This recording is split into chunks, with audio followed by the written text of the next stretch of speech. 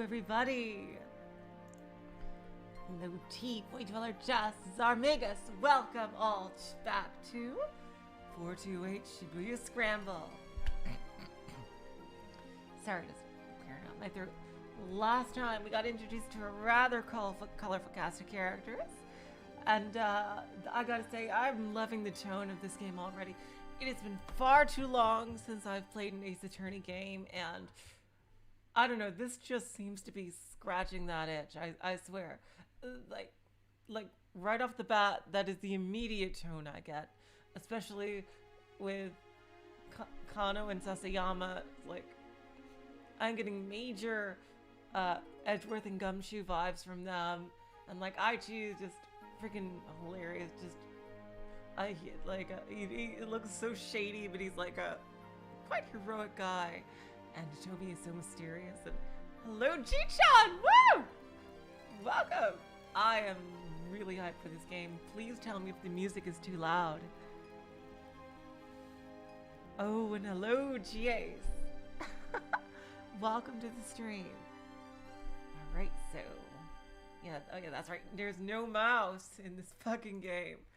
That's the one bad thing so far, and that's not even the fault of the actual game itself. It's fucking Spike Chunsoft. Okay.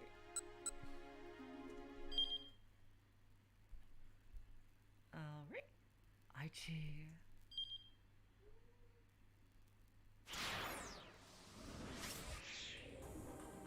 Now that we basically know that DGS2 is gonna be out soon. Not soon, but you know, it is coming.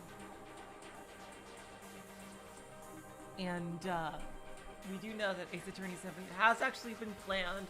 The series hasn't been cancelled like I feared. So thanks to that leak. Okay, I think it's a bit too loud now, actually. Let's make it a bit louder. God, this thing is so finicky. Okay. Hello, NGH. Welcome to the stream. This game doesn't seem to be that old. G-chan, I mean, okay, so I think, what we had to do was go back to, Kano and make some new choices. Let's get back into it. The man darted down a narrow alleyway, and now that we've made a better choice with Aichi, we can, Kano will actually be able to do his thing. Kano ran faster. The man sprinted through the side streets. Evidently he knew his way around Shibuya pretty well. He noticed two people over by a trash pile. At first they appeared to be a young couple. Oh my god, Jess, I am praying that the next game is Athena focus. Seriously. She needs focus so badly. Apollo just needs one more case and then he's done forever. But, you know, just, he needs to defend Lemoir, or however you pronounce his mom's name. And, like... And that's it, but I so badly want the next game to focus on Athena. I'm fearing they might do another soft reboot style thing again, but please give Athena her proper limelight.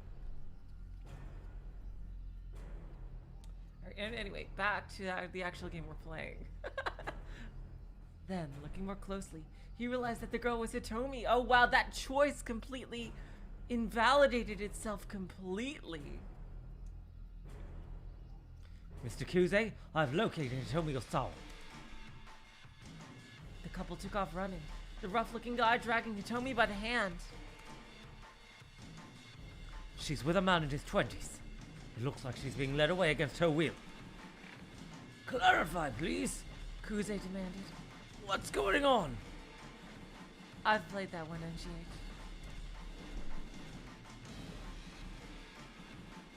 I'm not sure. Was this guy a member of some criminal group? It looked like the two were running away from something. Wow, he's completely... Like, I just want Athena to have a proper chance. It feels like she's never really been given proper, like, the ability to stand on her own. And judging by how she was in the last case of the last case she properly was in Ace Attorney 6, the creators have even realized that. Yeah, we did, Ji-chan, but it completely invalidated that choice.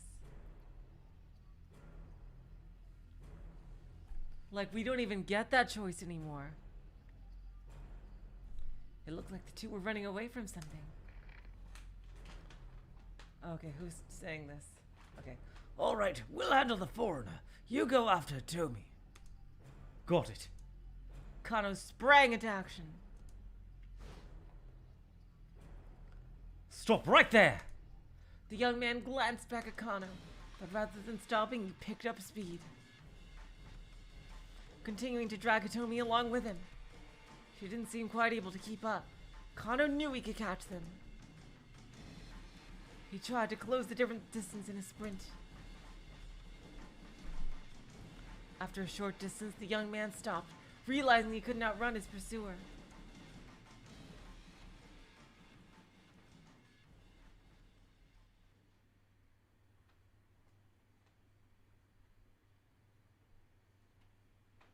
Shielding Hitomi behind him, he glowered at Kano. Why did you run off? Kano demanded.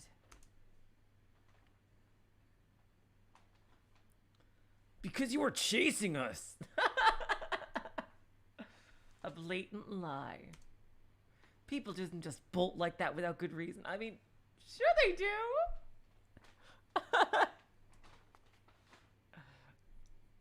The young tough. I think I see a double space right there. I think they missed a word right there. The young tough guy started edging away, keeping Hitomi behind him. Kano followed. Look, just let the girl go. The guy glanced back at Hitomi.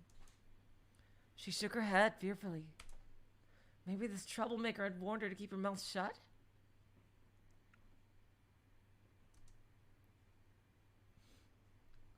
You've got this, Kano.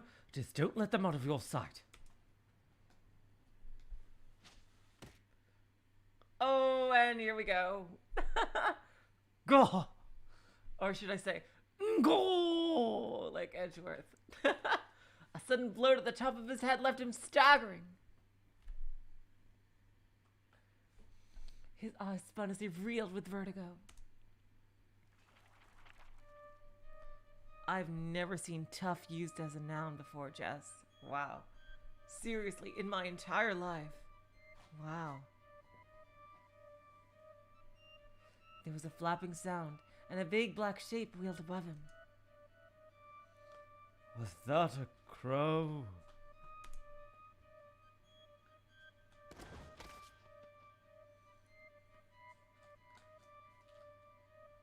It was the last thing Kano saw before his vision went dark. Are you serious? That killed him? Are you serious? Oh my god.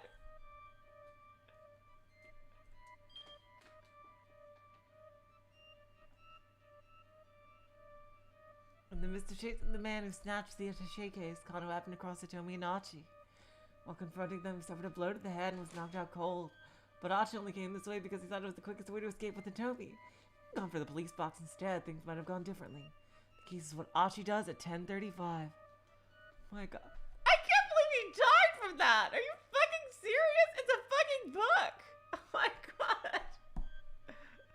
Buckleberry Hound. Jeez. Okay. Okay. My god, the time,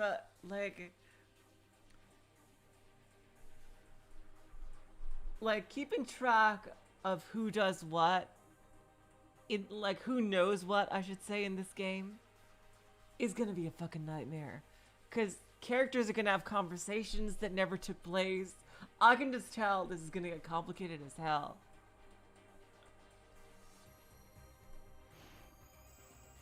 Okay. Let's go. Let's go back to this choice.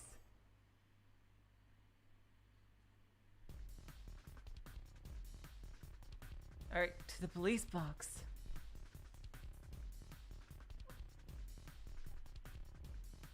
The police box. Let's go! Still pulling the girl by the hand, Aichi headed for the police box outside the train station. But it was empty.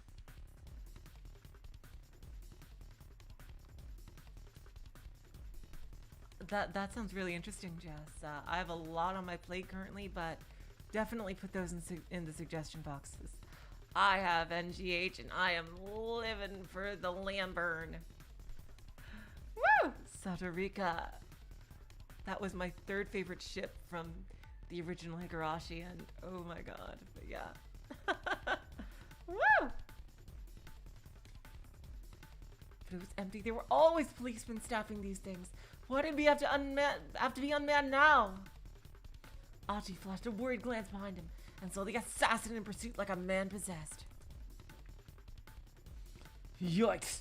This is not good. I kept thinking of, his name was Aichi, but it's Aichi. Aichi. There was nothing they could do but run.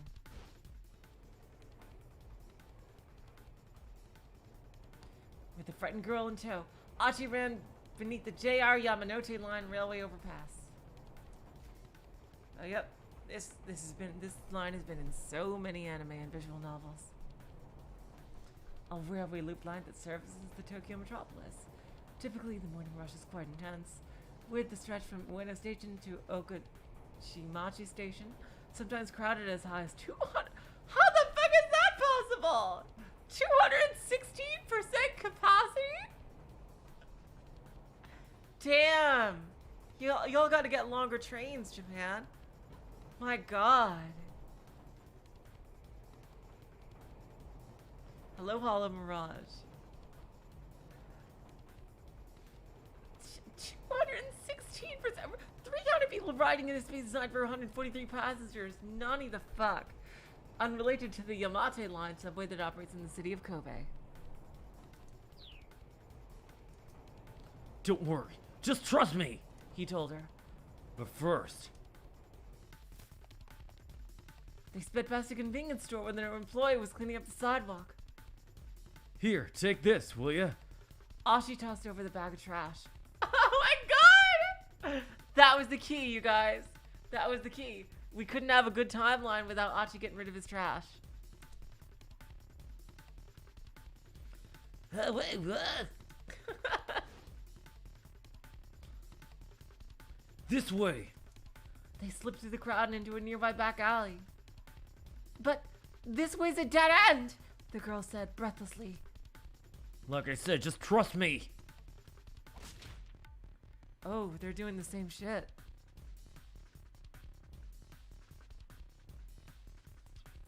Stopping abruptly, Aichi kicked down a wooden plank covering a gap between two buildings. Reacting to anime is a whole different bag than reacting to a game, Void Dweller, because copyright will beat the absolute shit out of you. Like for reacting to anime live, it's a very difficult thing to do. There's no way to do a stream of that either. You'd have, except on Twitch, I think. It's got to be it would have to be a creative video, an edited video, and I've seen other creators like even editing it down so much, like they get in trouble. But anyway, back to this. Stopping abruptly, Aichi kicked down a wooden plank covering a gap between two buildings, clearing a space that a person could fit through. See? We can get away through here. In you go. But the girl just stood there looking terrified. What's the matter? Aichi asked. Come on, we gotta hurry. But I... She looked at him as if he, too, was about to pull a gun on her.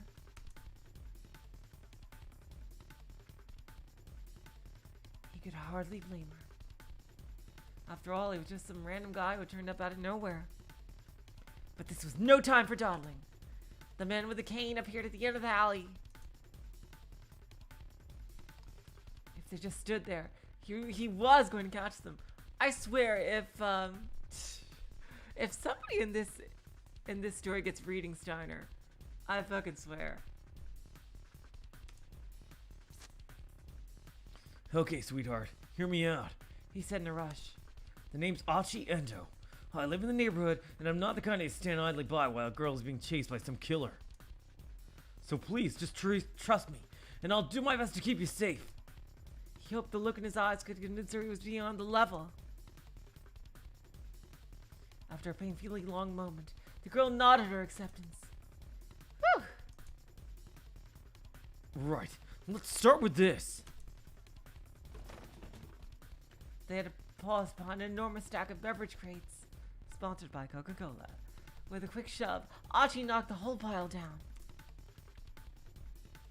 sending it cascading across their pursuer's path. Now that was a close call. The man with the cane was floundering, struggling to get past the fallen crates. My bad, man. Aichi called out. Mind cleaning that up for me? The man scowled back at them and fumbled for his gun. No, I don't think that's Kano. Aichi flashed him a wave goodbye, then slipped away between the buildings with the girl. But I think Kano might catch up to them, because they took a little detour back there.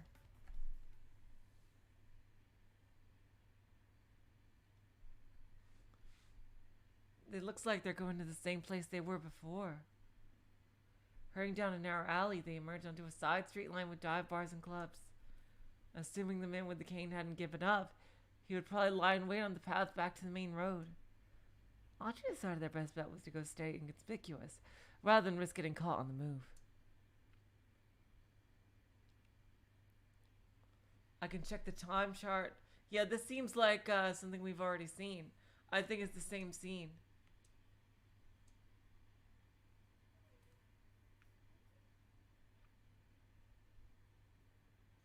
Shit, how do I get back to the menu? It's not tab. Oh, no thanks. I don't want autoplay.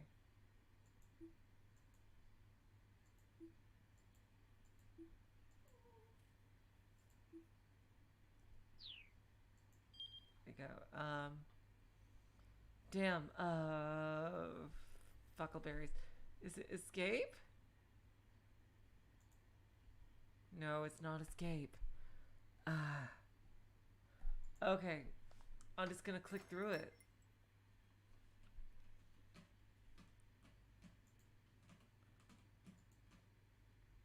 Da-da-da-do, la-li-da.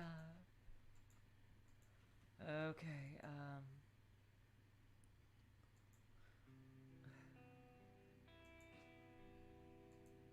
let's just see. Yeah, it's same so far.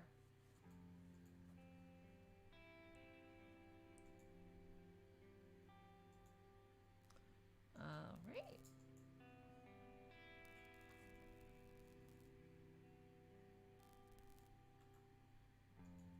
With each new word out of Hitomi's mouth, Aichi felt his heart sing. Yeah. They don't call him Kano. I get a jest.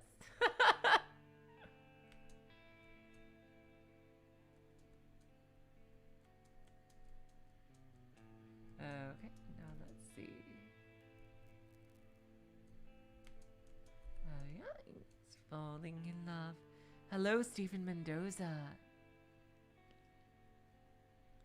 Welcome to the stream. Okay, yeah, oops. It just, I wish I could adjust the text speed a bit. Okay, and the reason why I'm not reading this out is because this is a scene we've seen before. And, in the interest of time,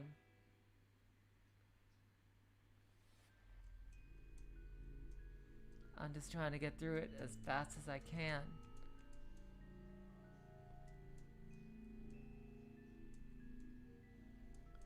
Yeah, okay. He had lost the thread of the conversation. Yeah, that's because that was basically introducing the whole concept of you can scroll back up. Okay. Alright, we've almost caught up. And...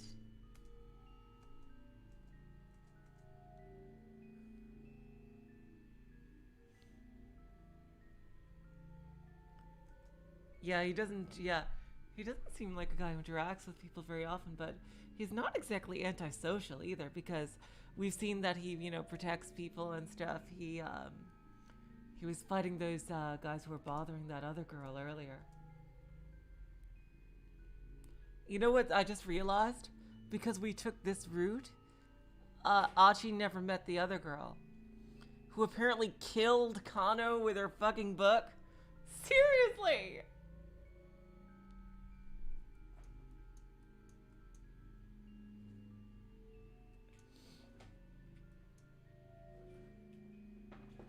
Like, literally, like, she, like, to get a bad end, like, she apparently, it seemed like she literally killed him, that other girl. So he never met her in this true timeline. Okay.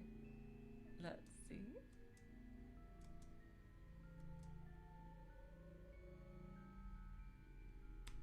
Alright, now let's see.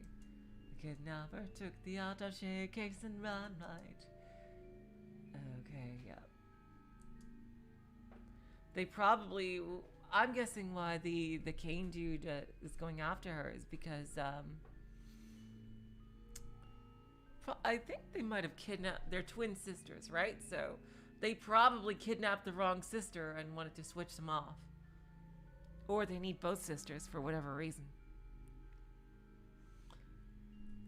I'm too scared to try a key and then it accidentally do something...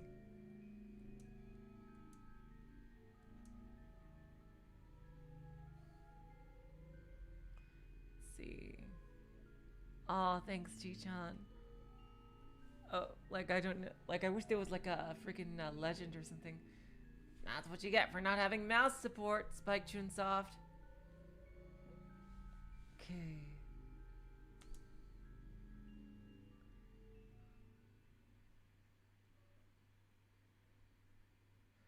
Okay, good. I'm just wondering why it came out as a bad end, though.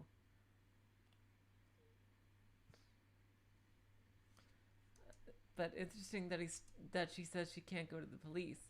Okay, we're almost here. Yeah, and as last time as they were about to leave, the dude with the gun just came up to the door. And if this still leads to a bad end, I fucking swear.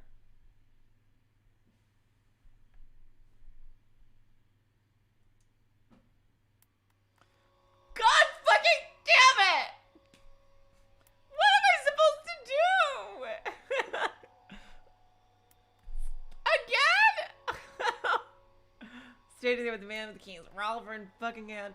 We better get a fucking option. I did the other thing and it didn't change jack shit.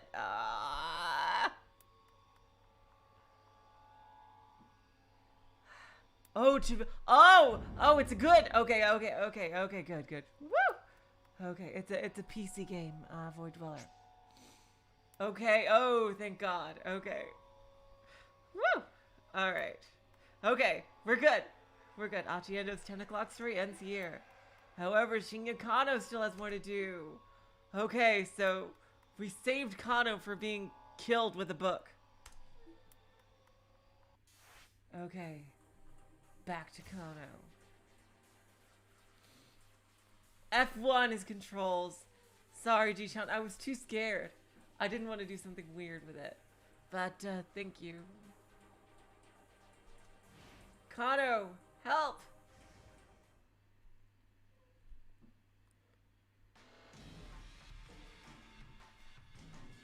The man darted on. Kano ran faster. Side streets. Evidently, he knew his way around Shibuya pretty well. Oh, now this is new. The man shot up onto a major thoroughfare, then bolted up a pedestrian bridge. He's chasing the other guy. It's okay, Shi-chan. It's a fun type of stress. It's fake video game stress. The man shut down the major thoroughfare, then bolted up a pedestrian bridge. Just where the heck was this guy heading?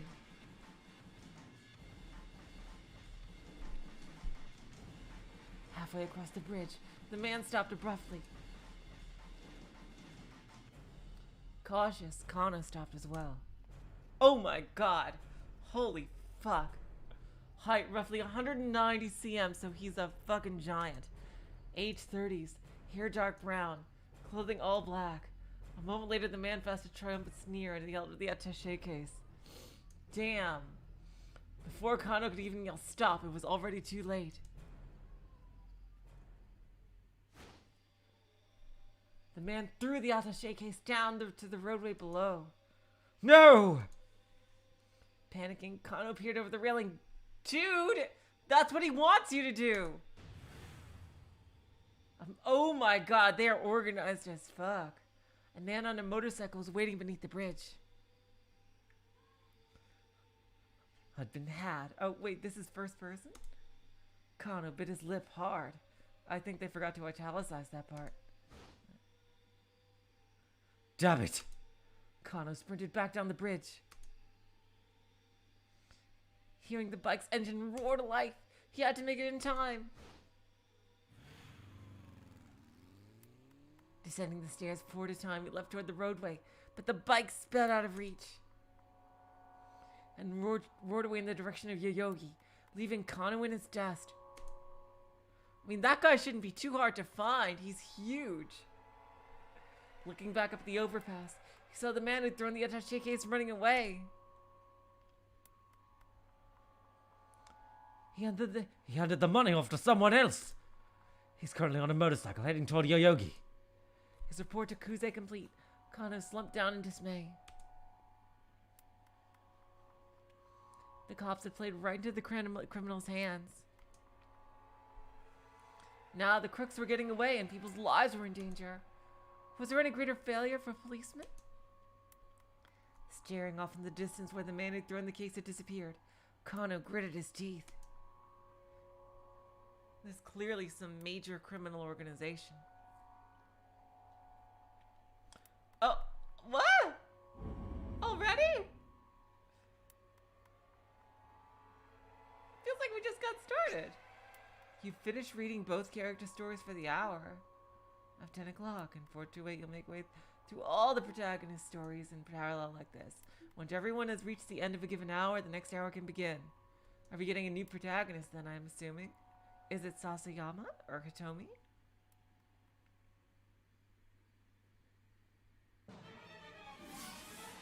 Oh, there's 2 more people. Oh, wow. That was just a fucking prologue. We got this awesome song. Now let's see where it's going with this song. Going to 428 Shibuya Scramble. On the next episode of 428 Shibuya Scramble.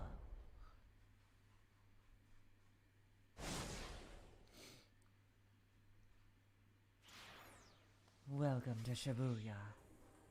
Oh my god, okay. This is some 13 Sentinel shit right here. Wow. This is the end of the tutorial for this part of the story. You can read previous tutorial messages via the main menu. There's a lot of important info there, so reread it closely. Now, 428 reaches the 11 o'clock time block. 5 protagonists available. Whose story will you read first? Okay.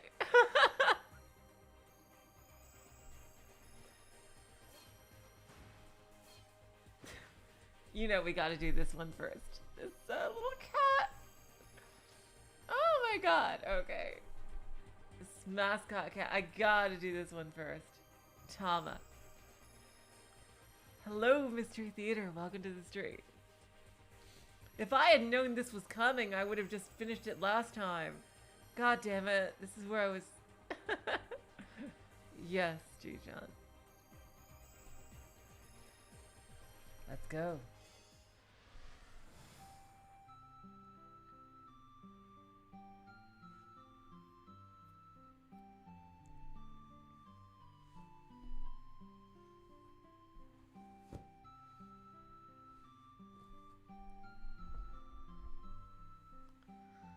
Oh, it's so hot.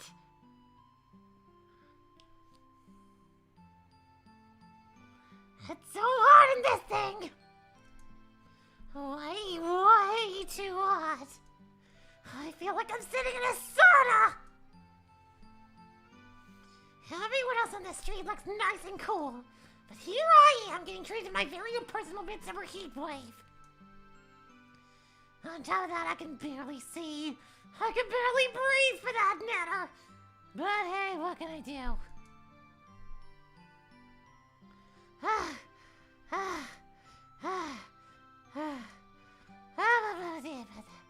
I use it. Okay. Oh, I am so thirsty! Yes. Some iced tea would be amazing right now. I'm gonna pass out from dehydration at this rate. I may as well admit it. I underestimated how tough this would be. Who knew wearing a mascot costume could be so uncomfortable? A delicate young lady like myself had no business doing this sort of job. Oh, thank God it's a girl. Yes. I can keep on using this voice. Well, I suddenly have so much respect for the people on those superhero team shows.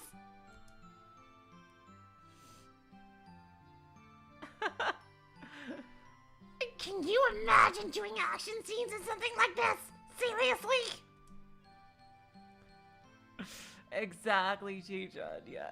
Lambda thirsty? I would never even think of it, especially if you watched Higurashi Go. Since when can Lambda ever be thirsty?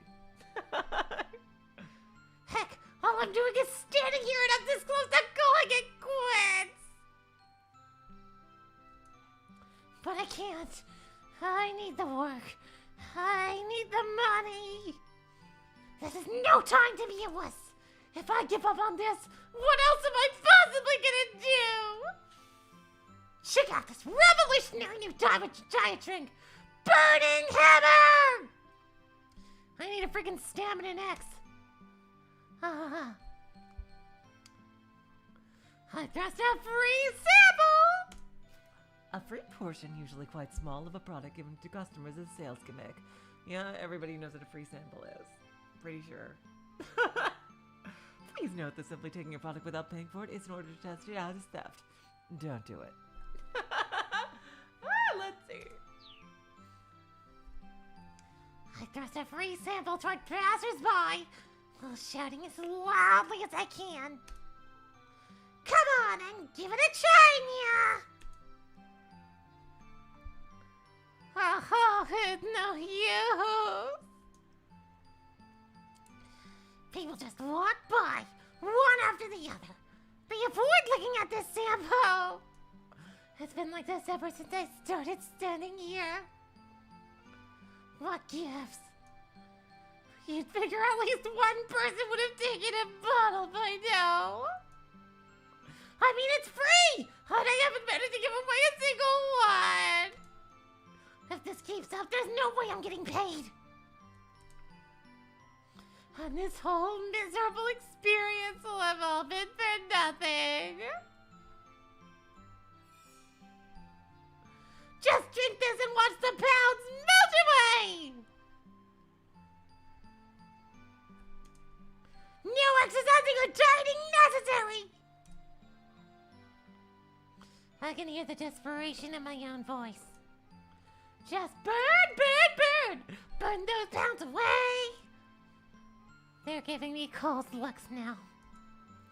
They probably think of some shysters that upload dodgy products. It's that simple, folks. It has straight the win away. I guarantee it. Yeah. Heck, this whole thing reeks of a scam to me, too. In other words, it seems extremely dubious or suspicious. The word scam, referring to a type of dishonest scheme, is actually of unknown origin. Several folk etymologies have been proposed, including that it comes from simple shortening of scandalous misdeeds. But these claims have little evidence to support them. I never knew that. It's a word with a mysterious origin.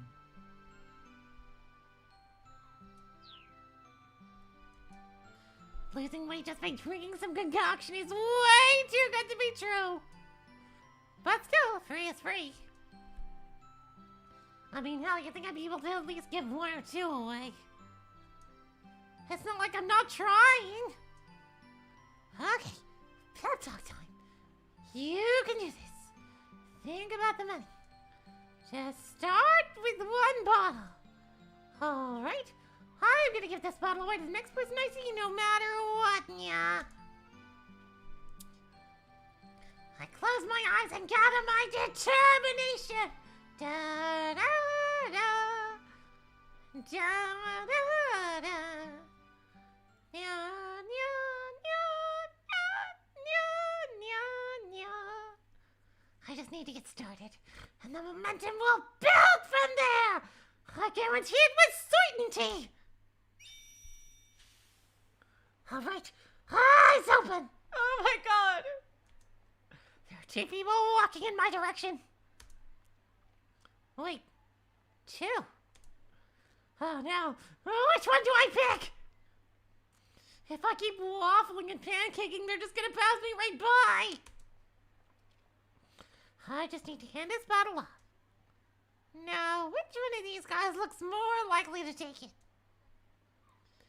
Clutching the free sample in my furry fist, I A, Try to force it off on these businessmen to my left. Or B, I try to force it off on the disheveled fellow to my right. Oh wow, let's see. Let's see. Hey, I think that might be Sasayama. I think Sasayama's gonna take it.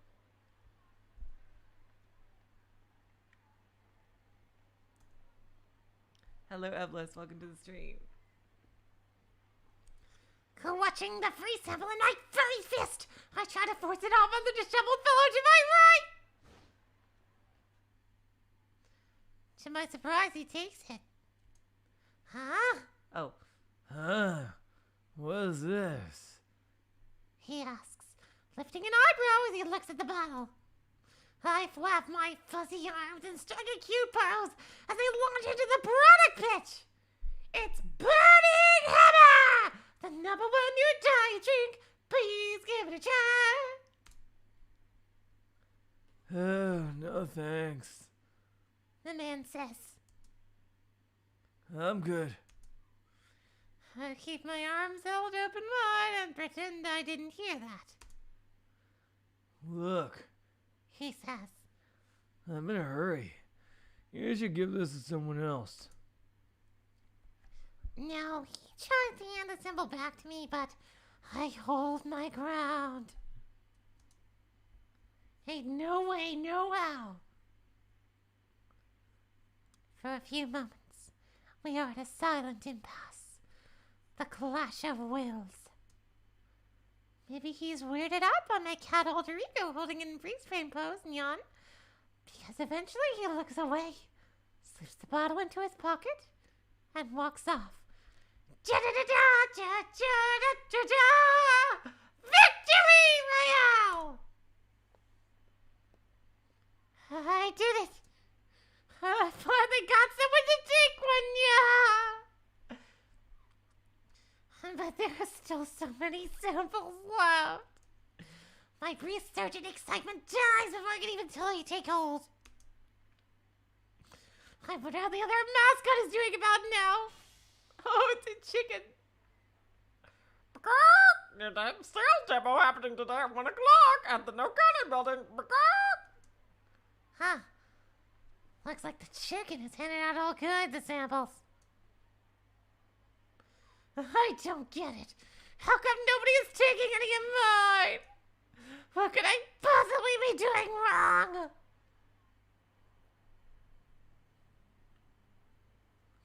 I look at the clock. It's a little after 11. My morning of wandering around hawking diet drinks is just about over.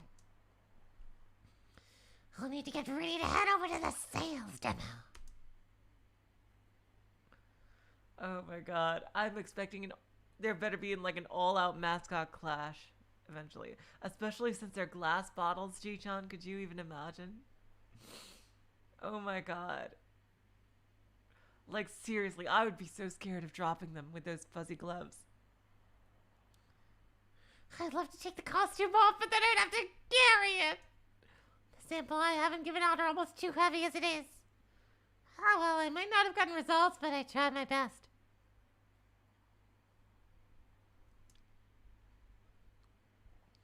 I sure hope they didn't withhold my pay or anything. Hey, what gives? You've got that many left? The chicken speaks with a female voice. Yeah? I reply sheepishly. Nobody seems to want to take mine. Well, I mean, are you looking for the right targets?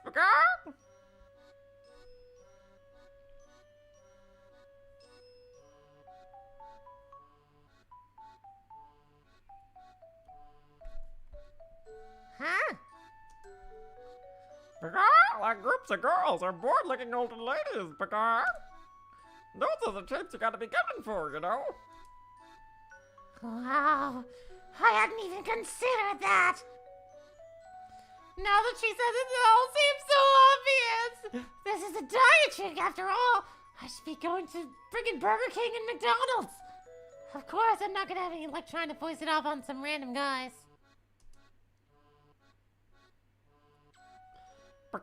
Well, whatever. The chicken says. Here, give me the samples you've got left, Peacock. I hand over my samples, and the chicken dumps the whole lot into her basket. Oh, thank God. I'll drink whatever's left so they don't find out you didn't pass them out, Peacock. She says. Oh. Huh? Wait, like, all of them? I don't think that's healthy. Yeah, Peacock. All of them. Oh my god, Jishan, I think you might be right. Wow. Damn. Oh my god. Holy shit. Maybe that would be amazing. That would be fucking amazing. The chicken sounds pretty confident in herself. These may be just sample-sized bottles, but still they add up to a lot. I can feel myself on the brink of tears at the kindness of her offer. Thank you so much. That's a huge help.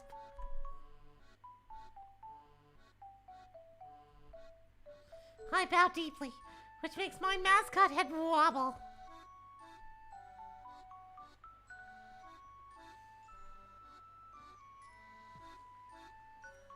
Leaving the station behind, we head down Center Guard towards the Nokani building.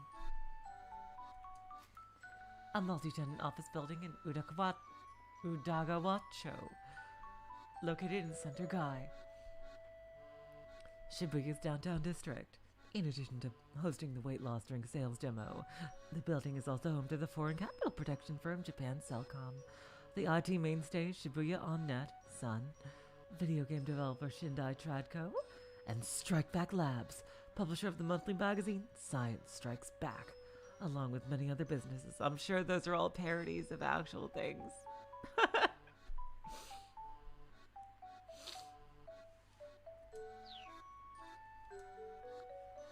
The Burning Hammer sales demo is going to be held there this afternoon. The job's supposed to be 10,000 yen for the day, but if we can sell at least 100 bottles at the demo, they promise another 10,000 on top of that. I need to make sure I sell those 100 bottles. I need that 20,000 yen, and I need it ASAP. I need a lot of money right now.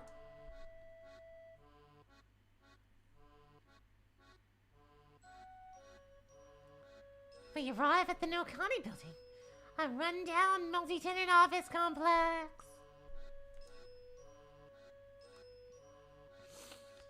We head into the room where the Burning Hammer sales demo is taking place. Damn, that is a very awkwardly drawn mascot. That's the best artist they could come up with for this drink. Jesus Christ.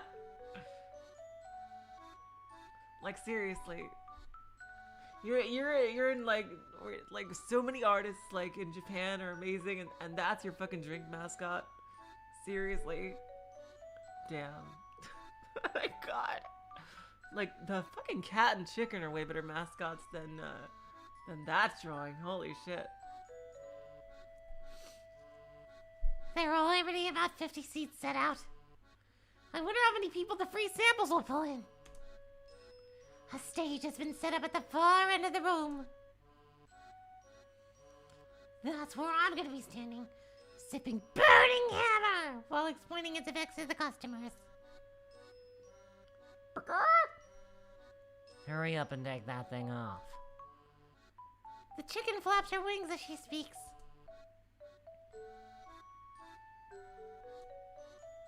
It's kind of early, but come on, let's have lunch. I'm starving. Oh, that was her.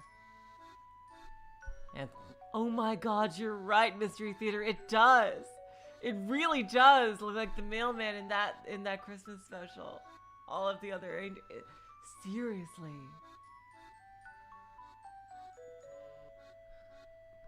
Okay, let me just get that. It's kind of early, but come on, let's have lunch. I'm starving. Now that she mentions it, I realize I'm pretty hungry myself. The demo's not starting for another 2 hours. I can't put a war against my stomach for that long. The chicken and I head out to the waiting room where they've set out our lunches for us.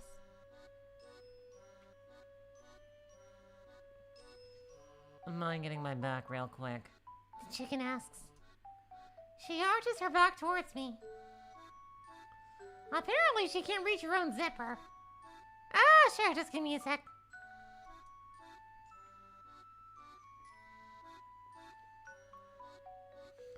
I try to unzip the back of the chicken suit, but my own suit's thick, fuzzy fingers have a hard time with it. What's the holdup? Come on, I'm roasting in this thing. Hurry up and get it off me. I've almost got it. It's just awkward with these mitts. Finally, I get hold of the zipper and yank it downward.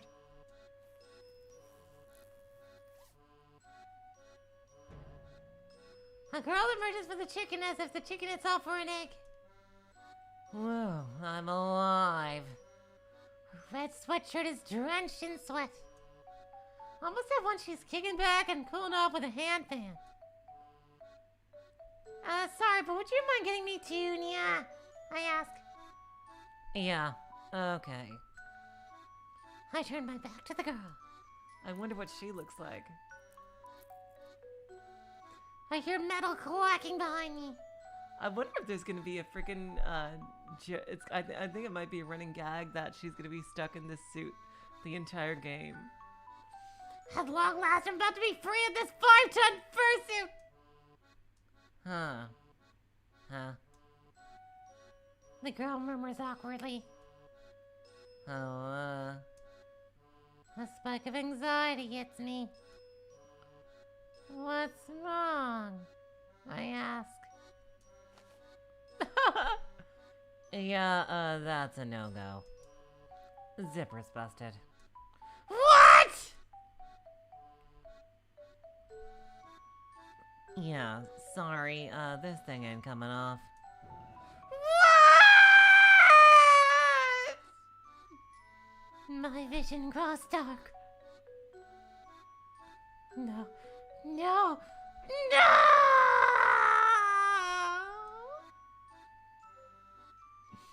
I tug desperately at the costume, but no luck. I'm trapped inside. Oh, what the crap! Oh well, we can talk to the boss about it when he gets back. The girl says. I mean, it's not like we can just cut it off you with scissors or anything. She sounds entirely unconcerned. It's so unfair! I need to get out of this stuffy, sweltering steam bath as soon as possible! All I can do is clench my fist in impotent rage! But anyway, good work out there today. The girl continues. I'm Chiroko Sugi, by the way. You can just call me Cheery. Cheery, huh? That's a nice name. She smiles as she introduces herself. I mean, I am a pretty cheery gal, after all. You can tell by my candor. Huh. She breaks into a hearty guffaw. Oh, sure. I say, it's nice to meet you.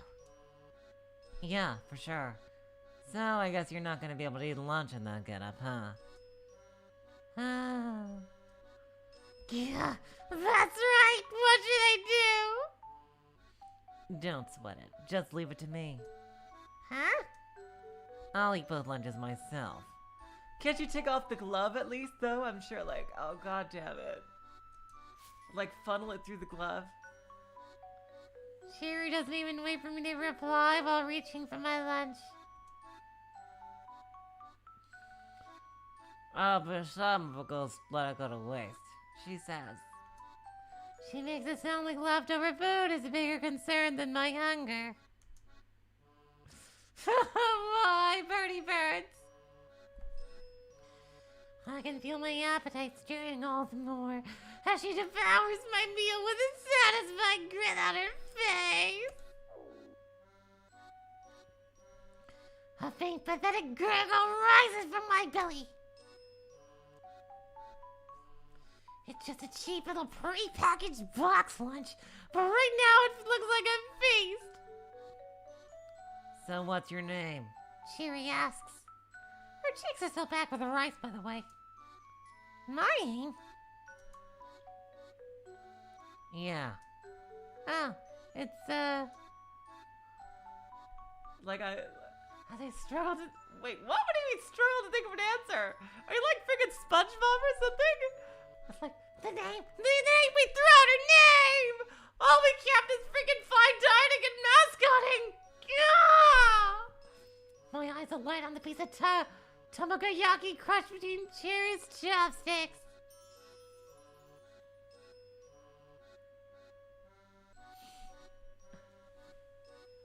The yellow slab of lightly grilled egg wobbles to and fro.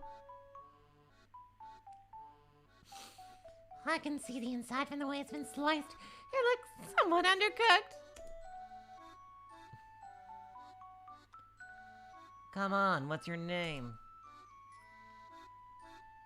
Huh, alright, Tama. It's Tama. What?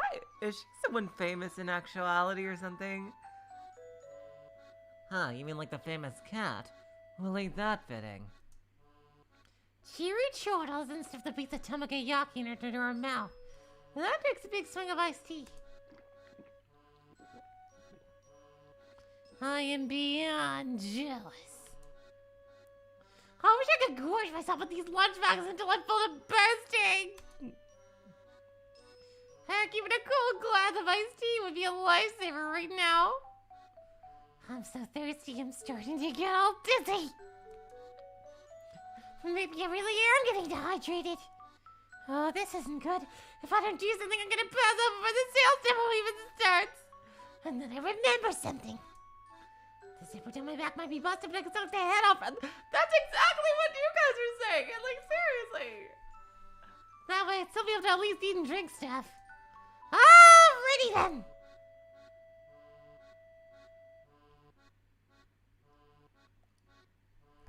Let's see.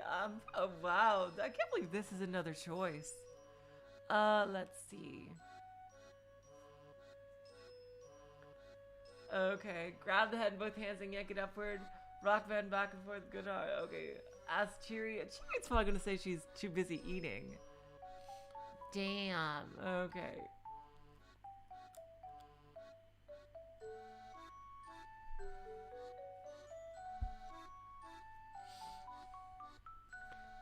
Let's see. How about... I think I can do B. Rock my head back and forth. Good and hard. I decided to rock my head back and forth. Rock my head back and forth.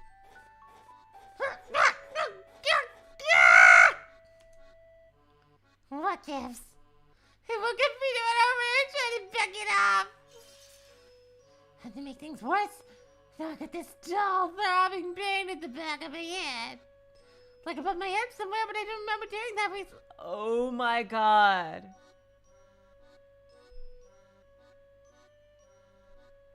She's amnesiac or something. Can you guys imagine? What if she is the sister?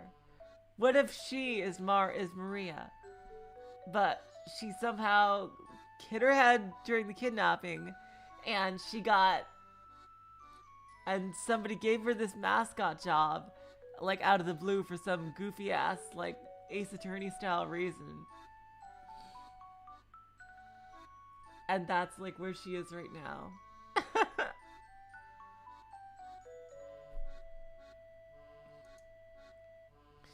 Cheery flashes me a curious look. What are you doing? She asks. I thought maybe I could at least get the head off. I tried pulling again, refusing to give up. That ain't gonna work. That thing's attached to the body. Yo, what is this? Okay, somebody better cut me out of this thing before I go Freddy Fazbear on your ass!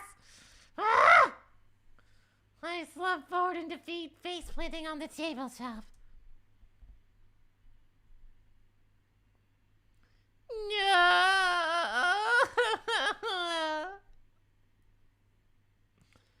Most folks wouldn't notice that when they put it on, you know. Well, I didn't! The boss helped me get into it is the thing! My theory is wrong? Okay, yeah. Oh, you're talking to Ji-chan. That's fine if my theory's wrong. But anyway, even besides. Let's see. Huh, well, don't let it get you down. Cheery says. Here, drink some of this. I can't drink! Oh, let's see. Oh, wow. Okay, so she can drink through a straw. She pulls a bottle with a straw from her bag and pours some of the tea into it.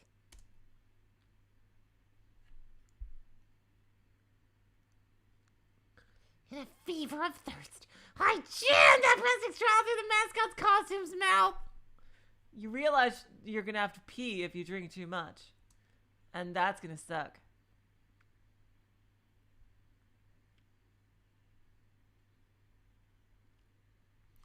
Oh my god, Mr. Theater, I've actually heard of that cat. Like, like, became a train station master of a train line. Honorary, obviously, but yeah.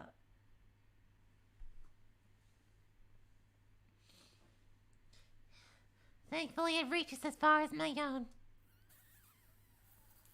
I suck for all I'm worth! I suck and I suck and I suck!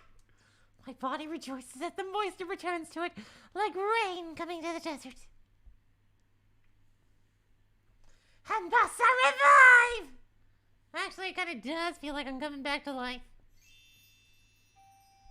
Oh, thank you so much! I am never gonna forget this as long as I live! With tears welling up in my eyes, I clutch Shira's hands in my fuzzy mitts.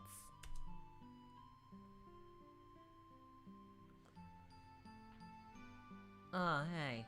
I'm not the kind of person to abandon someone in need, you know? She replies. An embarrassed grin crosses her face. How come you're carrying this bottle around with you anyway? I ask. Oh, that's because I make my own protein juice. Interesting. In Japan, the word protein is frequently used to refer to a powdered health food supplement that contains vitamins and minerals, as well as a protein component and occasionally poison. It is dissolved in milk or another liquid to create a drink. A protein diet typically involves drinking a glass of this in place of a meal. Drinking it in place of tea would assuredly lead to weight gain. Okay, so it's basically like those meal replacement shakes.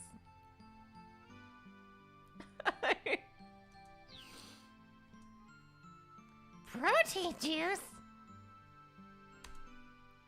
Never heard of it.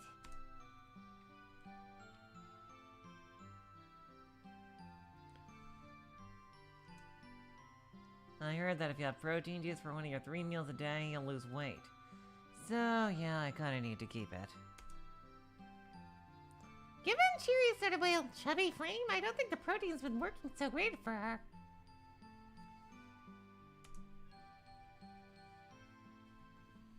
I've been trying all sorts of stuff, but right now protein is totally the best thing for my diet. This stuff, though, Chiri casts her eyes at the symbol of burning hammer on the table. it's like totally bogus, dude. Huh? Bogus. That's a surprise, Well, yeah. Chiri says. You've got to exercise if you want to burn body fat. That's absolutely true. The best way to burn fat? Is to engage in steady, low-intensity aerobic exercise. After roughly 20 minutes of such exercise, the body burns through its available blood sugar, and the brain sends signals to have fat run to the bloodstream. This is how fat is burned. Anaerobic exercise, which leaves you panting and breathless, is not effective.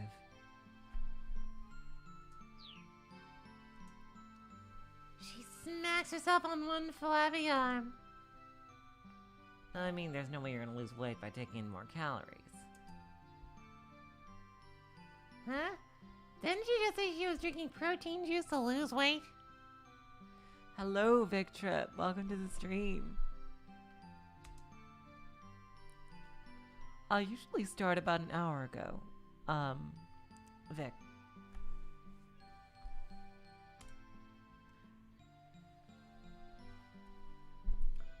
This game, is gonna be normally on, Tuesdays and Fridays. I mean, that'd be as ridiculous as all-you-can-eat Kobe beef. She adds. She takes her head seriously. I'm not sure about using all you can eat anything as an example in a discussion about weight loss.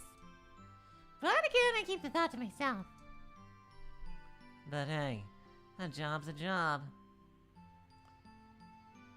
Chiri says after a moment, perking up again. They tell me to sell this junk and I'll sell it. Thanks, Vic Trip. I'm enjoying it so far. A sudden wailing comes from the other side of the door. I don't know who's saying this. Please just give me time. I'll swear I'll get it back to you. What the heck? Chiri says. Is that the boss? I nod. That's definitely Mr. Yanagashita's voice. He's the guy who hired me, by the way. Siddling? Is that another word that I'd never heard of? Or is it... or did she just misspell sliding? Sliding up alongside Chiri, I very quickly open the door and take a peek inside.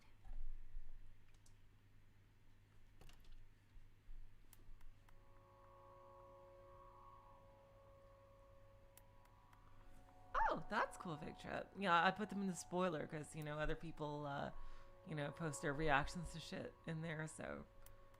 And some people were interested before, so... I figured, why not? Mr. Yanagashita is down at his hands and knees, begging while two uncouth-looking men glower at him. Just a little more time. That's all I ask. He pleads. Once I sell your stuff, I can pay you back. I see a tiny bottle of burning hammer in his hand. Just a little more. Mimics the middle-aged fellow. It is a word. Wow, I am learning so many new words today. I just got to sell this. We've heard enough of that out of you. Yeah! The younger guy sneers. We ain't giving you any more time, so quit asking. But I really need just a little longer this time. Please, you gotta believe me. Oh, from the looks of things, Mr. Yanagashita is dealing with some loan sharks. though it seems obvious that this term refers to toothy predators of the deep. The word shark in this case actually has its origins in an older Germanic word, meaning parasite or someone who preys on others. The same word gave rise to the terms pool shark and card shark.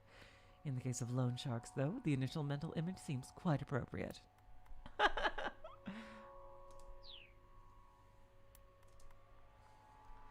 And the two thugs are clearly in no mood for his continued groveling. Shiri and I exchange a glance. It's probably best if we don't go out there right now. But now I'm really worried. Am I actually gonna get paid for this gig?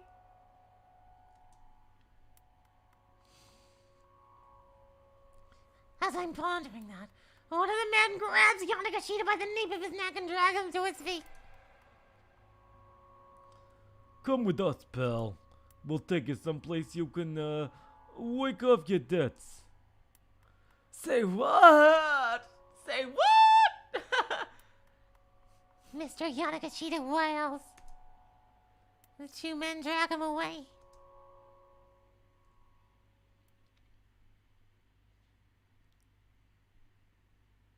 Huh, guess he's gone then. Shiri says. She is already starting to pack up her things. Oh, wait. What are you doing? I ask. Going home. Not much point sticking around. You want to get involved in some Yakuza shit? Do it on your own. Going home? I mean, the demo sure ain't happening now. Anyhow, it was nice working with you. See ya.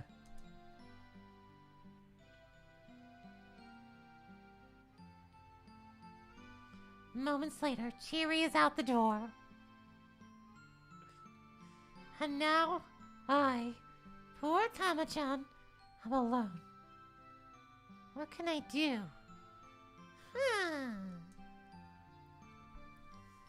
I've been left here all by myself, more or less, at a total loss. What? Oh my god! Fucking hell! Another everything leads to a bad end. Our poor feline friend isn't gonna get paid now that those debt collectors showed up and dragged her boss away. If a certain someone hadn't told the thugs how to get to the Okane building, they probably wouldn't have caught Yanagashita. The right decision happens at 11:15, but who has to make it? Okay, well, that's something we will know for the future. Okay. Well, that's something we'll know. Do not tell the thugs where to go.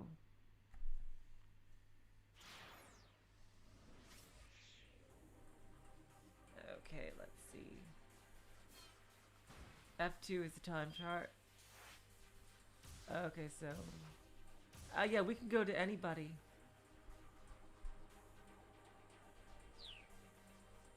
Okay. Yeah, let's check out all the new characters first. Minorikawa, he looks like another detective.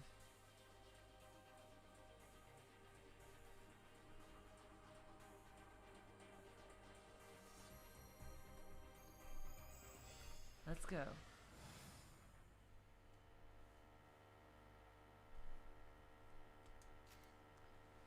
Super Cup 90. A motorcycle produced by Honda with an 85cc engine displacement. A common sight around town, often used by newspaper and postal delivery workers. Many owners are big enthusiasts, sometimes even swapping out parts such as the handlebars or mufflers, and giving the body a repaint, resulting in fashionable bikes that don't even look like a Super Cubs at first glance.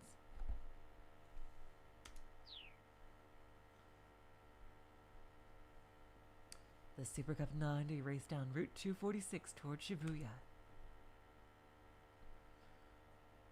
Damn, he looks like a real enthusiast. The speedometer remained at a steady 60 kph. Pumping the gas harder was no use. This was as fast as the bike would go. Yeah, 60 kilometers per hour is like nothing. Damn.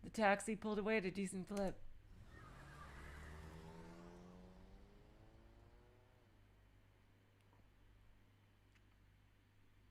Minoru's frantic journey had started 20 minutes earlier. He'd been at home working on an interview piece. Oh, he's a reporter.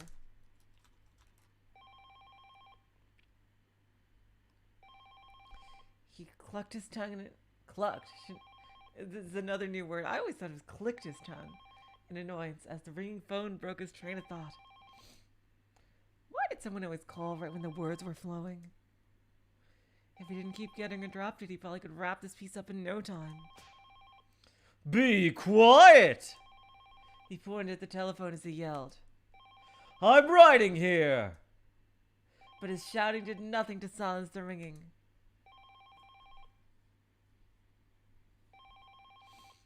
He didn't have much choice but to pick up. Minorikawa speaking. There was no response. Hello? He hesitated, ready to hang up. Was this a prank call? Damn. I'm gonna have no clue how to voice this. It's me, it's Toyama. I don't even know if that's a guy or a girl. Okay, it's a guy. Okay, it's an old guy, so yeah. It was Teruo Toyama, the president of Heaven Publishing. A publishing company that puts out both hard-hitting non-fiction books and tabloid-style scandal rags. The invincible journalist, penned by company president Toyama himself, was a candidate for the Japan Nonfiction Prize. Oh, what do you want, sir? If this is about work, I'm already booked pretty full. He'd taken work from Heaven Publishing on several occasions, but the pay was hardly competitive. Lately, he had been turning them down a lot, so he hadn't heard from Toyama in a while. No, this isn't work-related. Then what do you want? I'm kind of pressed for time here, working on some copy. The Norikawa was in no mood to beat around the bush. It seemed like every conversation he had with Toyama went like this. Oh, you're busy. That's good. Busy's good when you're a freelancer. Toyama sounded unusually sympathetic. Minorikawa found it off-putting. I hear sales have been good on your end, He said cautiously. with this month's 4-star general gossip and all. 4-star general gossip. I swear I've seen those arrows somewhere before. A magazine focusing on the private lives of celebrities and politicians.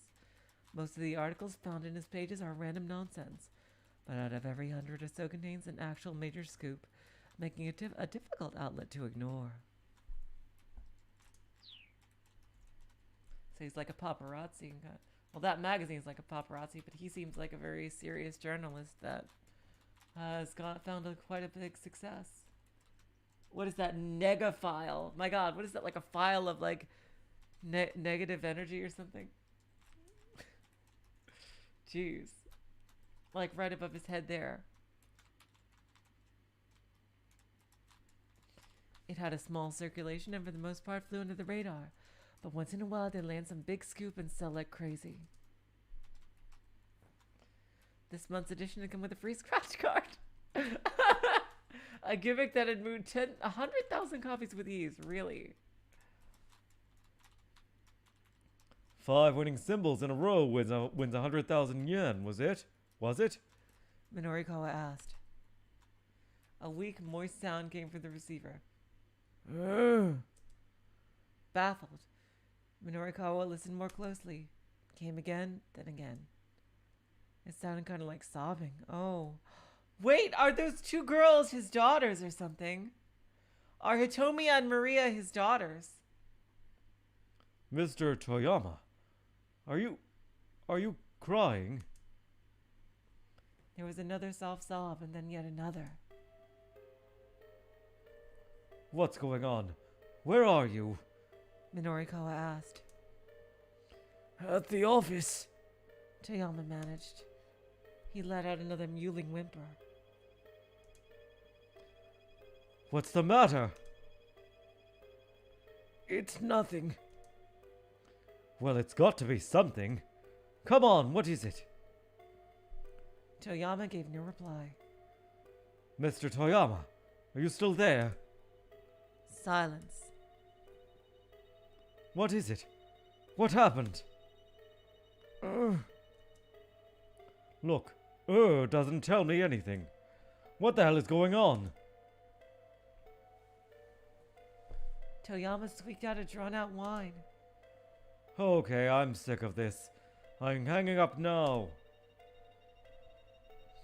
Minorikawa was about to break the connection when he heard Toyama murmur. The only thing I can do now is die. What's going on? The taxi lurched to a sudden stop as the driver slammed on the brakes. Oh! Oh!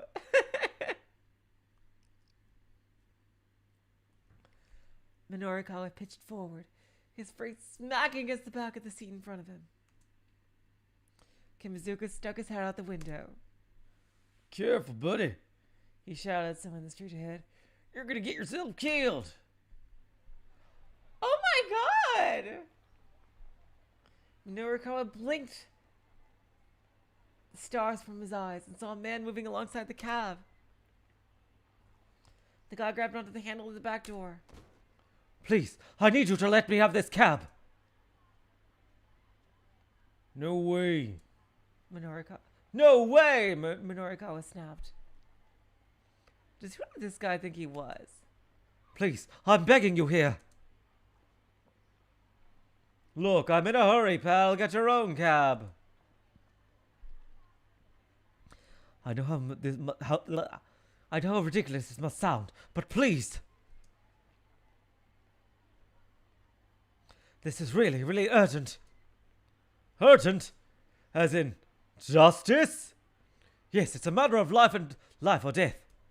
Please. The guy did look pretty desperate. Look, I'm sorry, but I'm dealing with something urgent here too. Then let me ride with you. I'll pay for the whole fare. My entire future's on the line here. The guy sure was persistent. Maybe he was telling the truth.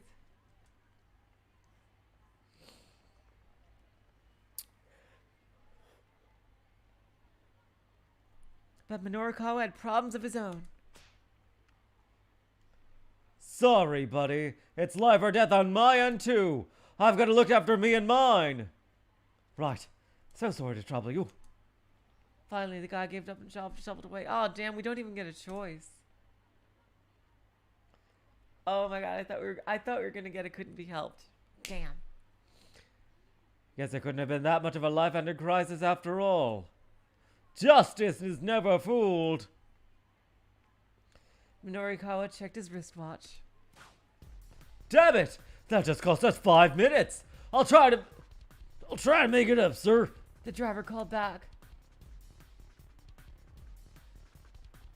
The taxi lurched into motion, the engine quickly revving up to speed.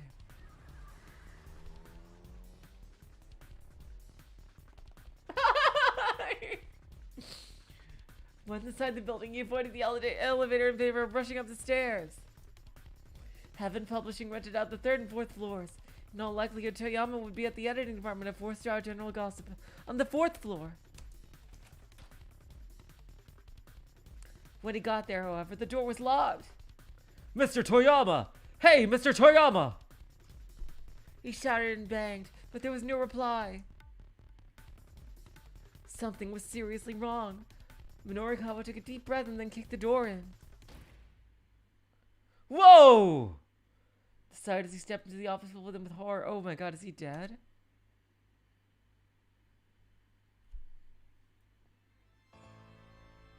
Oh my god!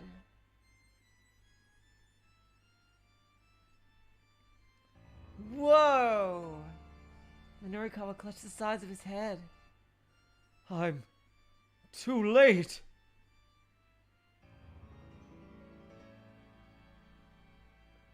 Oh no! If only I'd gotten here a little sooner! Well, we know what to do. I think I know. I think I know what we need to do.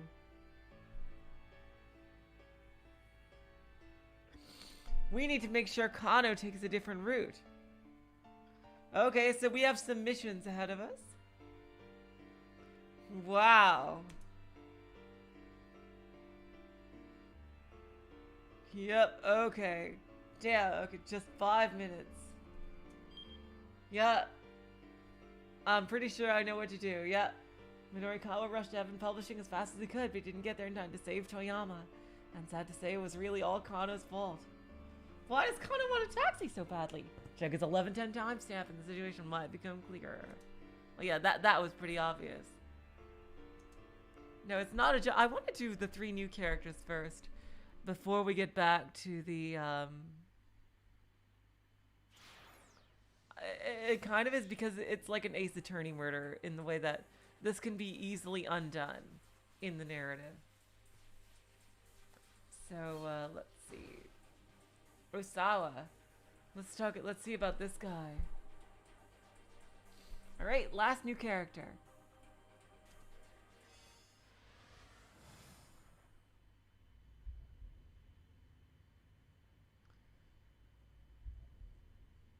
Wealth, status, honor. None of these mean anything to me. I'm gonna try like a male Burncastle here, see if that works out. All I want is a peaceful life. To put worry behind me. To stay calm and serene. To be free of worldly concerns. Is that like some kind of John Wick type guy here? Free. At any cost.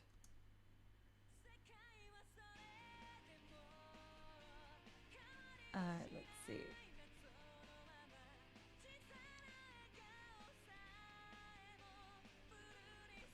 A cheery rhythm pump from the CD player set up against the study wall.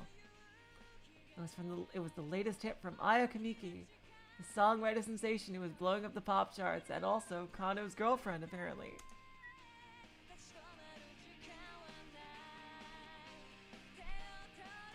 Kenji Osawa reached for the stereo remote on his desktop. He ratcheted the volume up a little louder. You think he's gonna do a whole Yoshikage Kira thing? Who knows? I do have an inkling that maybe one of our protagonists might turn out to be a villain. I think I'm just getting that vibe that this is something the game might do. He looked like the sort of man who'd be more interested in classical music, but in fact he was a huge fan of the girl rock popular with middle schoolers. Closing his eyes, he swayed back and forth in time with the music, humming his favorite lyrics under his breath.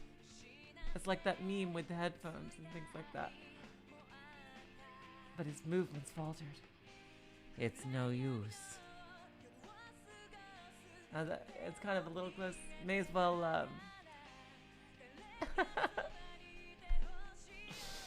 Aya's voice usually soothed whatever ailed him, but today even she couldn't help. I think I'm gonna give him some kind of, something close to Yukimasa. Yeah, because it turns out that when I try to do male Burncastle, it basically just comes to Yukimasa, so probably something like close to that. Today, Osawa was a complete wreck in both body and mind. UA virus? Oh no! Does that give people quirks? Jeez. Oh my god. We can actually read that. UA is the common term for a group of viruses belonging to UA-like viruses, family Filoviridae, which causes UA virus fulfillment hemorrhagic fever. Says it's a high death rate. 80 to 99%! Jesus fucking Christ. And lead to a range of symptoms, including general body acute pain, diarrhea, along with bleeding, vomiting, blood, internal and external bleeding, and extremely high fever. Cause of death is almost hypervolemic shock. Or something syndrome. Combination vector. Damn. Mounds of paperwork were scattered across the desktop in his study. All of it about viruses and vaccines. It had only been a week since he'd returned from a business trip to his company's branch office in the U.S., and he was slated to go back in another week's time. Yeah, we got some more science shit. Studying some Hitomi syndrome shit here.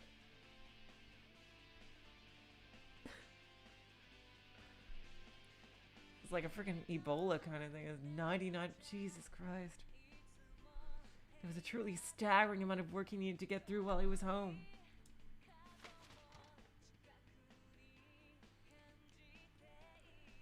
He picked up one of the papers, glanced at it aimlessly, then tossed it back onto the desk.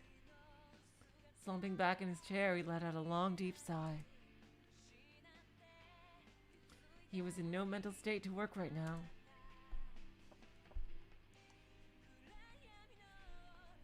A faint knock at the door barely roused him from his torpor. Director, may I come in? It was his vice director, Mamoru Tanaka. Sure, the door's open. Ooh, he looks pretty important. Tanaka came into the study. I know it's not a great time, but Osawa could barely make out his words. He tapped the remote, lowering the volume of the music. Tanaka continued apologetically. a call came in from the lab. They're hoping for a response to the email they sent yesterday. I'm sure they don't need it today. Apparently they do need an answer as soon as possible, sir. I did ask them to give you some more time, but... I see. Osawa said wearily. All right then. Tanaka dipped his head slightly and slipped out of the room.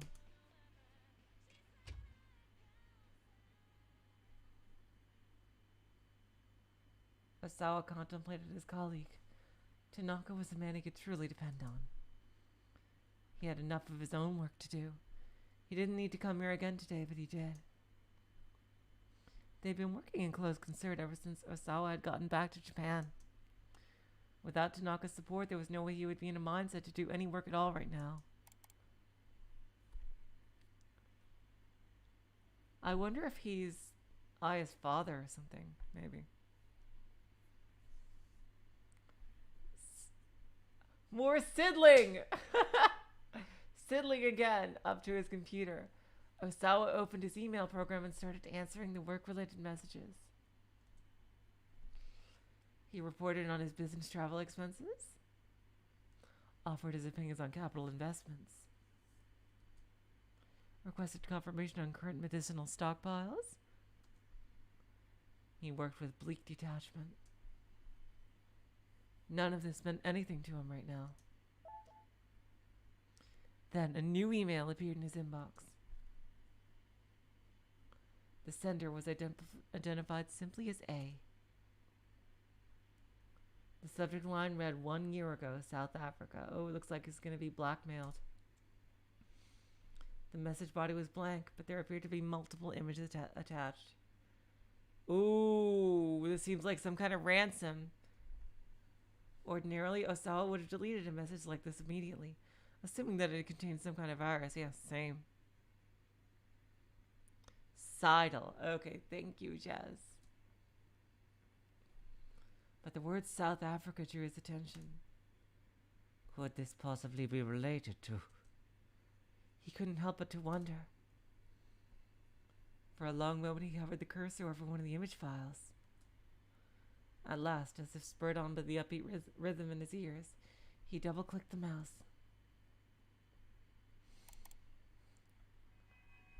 What is that? What is this? The grainy photograph showed a large room with a dozen or so people laid out in beds. It appeared to be some kind of medical ward. Osawa felt a strange flutter in his chest. He quickly opened another image. Oh, God. This one showed a close-up of one of the patients in his bed. Large red blotches covered his face. A large volume of blood appears to be dripping from his ears and nostrils. A cold shudder ran up Osawa's spine. What the hell? These symptoms.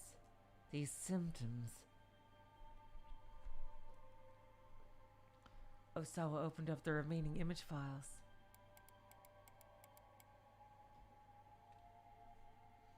Each new picture showed another of the patients. They all appeared to be teetering on the brink of death.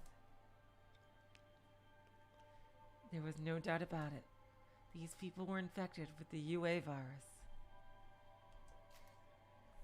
The UA virus belongs to the family Filiviridae, genus Uelike virus. It is a member of the same family as the Ebola virus. Oh, right here. And causes UA virus fulminant hemorrhagic fever. Yep. It is capable of airborne transmission. What? Damn.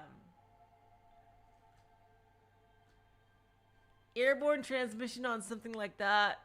You'd have the WHO all over that, trying to eradicate every last trace of it. Although an infected individual cannot pass on the infection before symptoms manifest. The U.S. Center for Disease Control and Prevention, CDC, had assigned the virus to risk group 4. Yep, that's level 4. For sure. Their classification for the most dangerous infectious agents. Yeah. The universities I've worked at, we only, I've seen labs that work with, level 1. I've worked in level 1 and level 2 labs, but level 3 labs, there are some that existed in the universities I worked at, but level 4, yeah, that's the big boy shit. That's like freaking, world-ending shit that they only let really, really senior people work in. Yeah, cheers. Yeah. Yeah, but, yeah, this, remembering the, disease, lab classifications, yeah.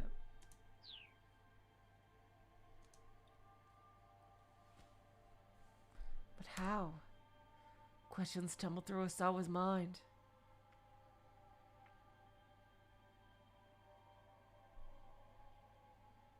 Yep, Eblis? Yeah, we're doing Osawa now. No, I wasn't a teacher. I was a researcher. Void Dweller. His fingers tapped out a quick message.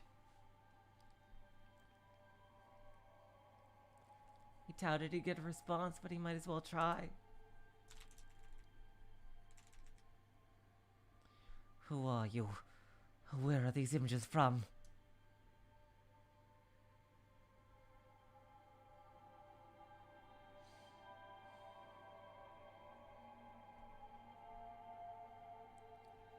The UA virus got its name from a Swahili word for flower.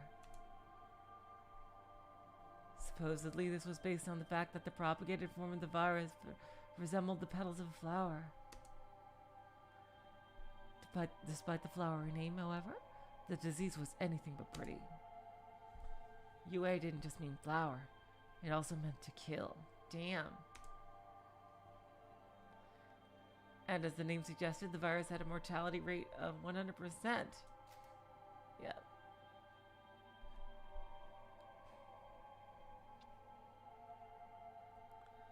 Because most details regarding the UA virus have been suppressed, cases of UA infection are largely unknown to the world at large. Largely. Because all patients known to be infected with the virus on official record have died within a short time frame. The mortality rate is given as 100%. Yep. Yeah, there's limited data sets. What you gonna do? As the incidence of known cases grows, the number may drop below 100%, but the mortality rate will likely remain extraordinarily high, yeah. I ain't cool. Chi-chan, if I was cool, I would still have a job. I got this one. I got this tip, G-Ace. I thought I got this one. Oh, it's another one. Damn, I didn't realize it had two. The UA virus is roughly 90 nanometers to 110 nanometers in diameter and 500 to 700 nanometers long. Because of its pronounced sickle-like shape, it was somewhat known as the sickle of death. It possesses a viral envelope, such as go with spike-shaped protein protuberances. Yep. That's how viruses work. And then they fuse with the cell using those protuberances, and they shoot their DNA or RNA into the cell and basically incorporate it into the genome. And then they tell the cell machinery, you know what? Fuck everything you're doing. You're doing this shit now. All you're doing, forget about all that you're supposed to do. You're supposed to make more copies of me. And then the cell machinery goes, are you sure? And then, yes, absolutely sure, is what the virus goes. And then the cell goes, okay then. And instead of doing what it's supposed to do to stay alive, the cell just produces more and more and more and more viruses, and the cell dies while shedding many, many viruses. However, hopefully, the hope is that the immune system will recognize the spike proteins left on the cell surface and will kill the infected cells before they can burst into more viruses, or at least control that domino effect.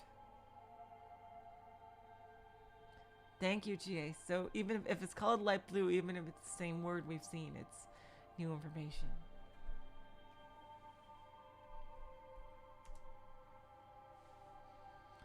Moreover, there was a very short incubation period between infection, onset of symptoms, and death. Inhaled viral particles can spread from the lungs to lymph nodes, and from there disperse through the body. The virus propagates in several places, including liver cells and macrophages, a component of the immune system, and destroys the endothelial cells within blood vessels. Yep, that's a hemorrhagic fever for you. Upon reaching the brain, it forms a neural sludge of blood mixed with other bodily fluids. Damn. Within roughly 12 hours, bleeding would set in through the body, everywhere but the bones and muscles, with lethal results.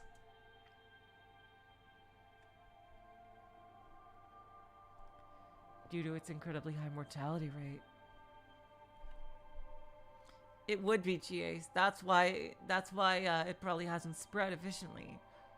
But no, you have that absolutely correct, GAs. 100% quick mortality rate is bad for a virus's propagation.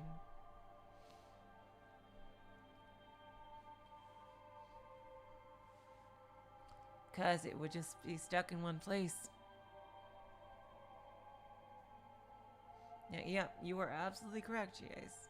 That's why we don't have many of those viruses in existence. But I'm betting that the plot is going to involve this virus being used as a bioweapon, which would be a fucking nightmare and a half. Due to its incredibly high mortality rate, the disease's very existence has been kept hidden from public knowledge. Osawa's computer timed to signify the arrival of a new email. The sender was A. He hurried to open the message. Once again, the subject line read, 1 year ago, South Africa. Your crimes. Oh. Osawa stared at those two words. My crimes. That left him only with further questions. He looked again at the images from the previous email.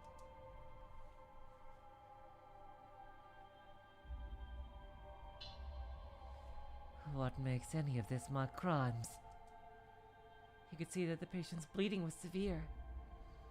He estimated that several hours had passed since the onset of the disease. It wouldn't be long before their lives were cut short. To feel that agony, that suffering, and then to perish. How am I to blame for that?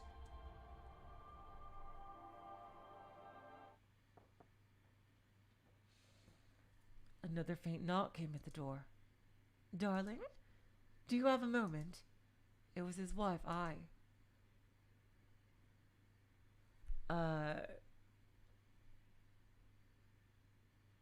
I don't think it's good for his wife to see this.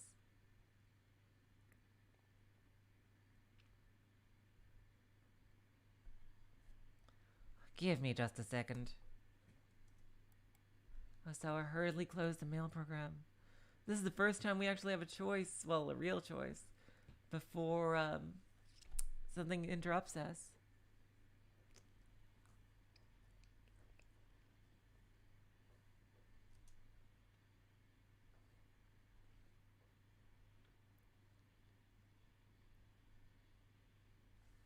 Even if this was nothing more than some sick prank, it wasn't anything he wanted his family to see.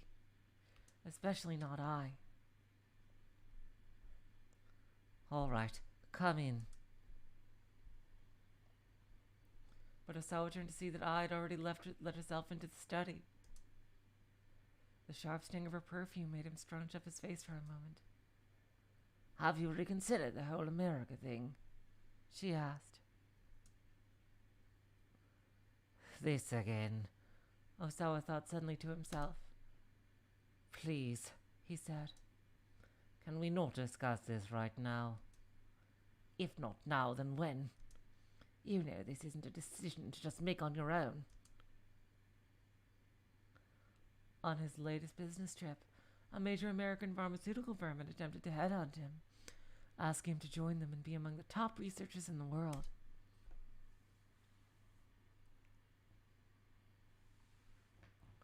The money and prestige held no interest for him, and he was reluctant to turn his back on Okoshi Pharmaceutical after his many years of service. The pharmaceutical company for which Kenji Osawa works. It is a major corporation with a solid sales network both domestically and internationally. The atmosphere in this section is so different. Exactly, Ji-chan. It's so different from the rest of the game. My god. And an annual turnover of 1 trillion yen. Well, that's yen, but still, that's billions of dollars. It holds patents for several medications that are in demand worldwide, and is influential at the Ministry of Health, Labor and Welfare, and other political institutions. The company employs around 700 people, roughly, including 600 researchers.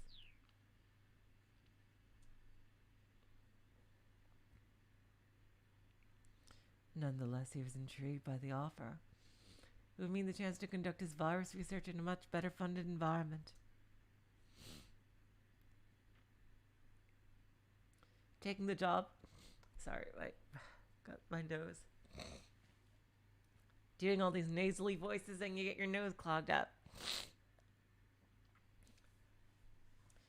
Taking the job would necessitate relocating to the U.S., however.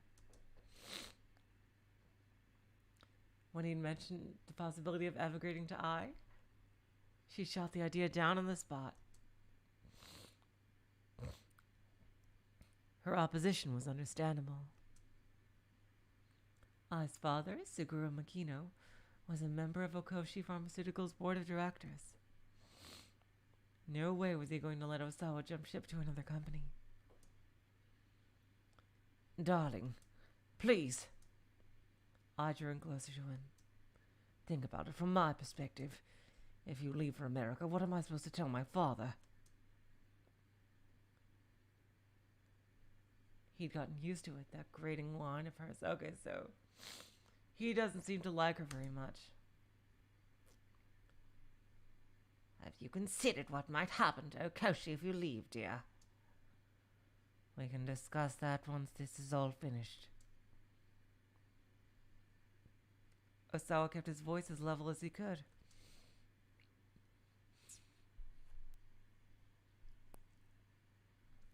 You do remember that you're a director, right? I said. You have responsibilities. Stop thinking about yourself so much.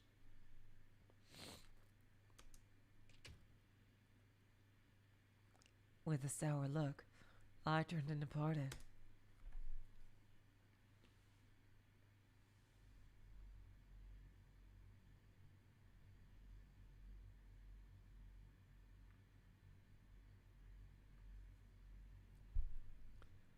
Damn, I feel really sorry for this guy.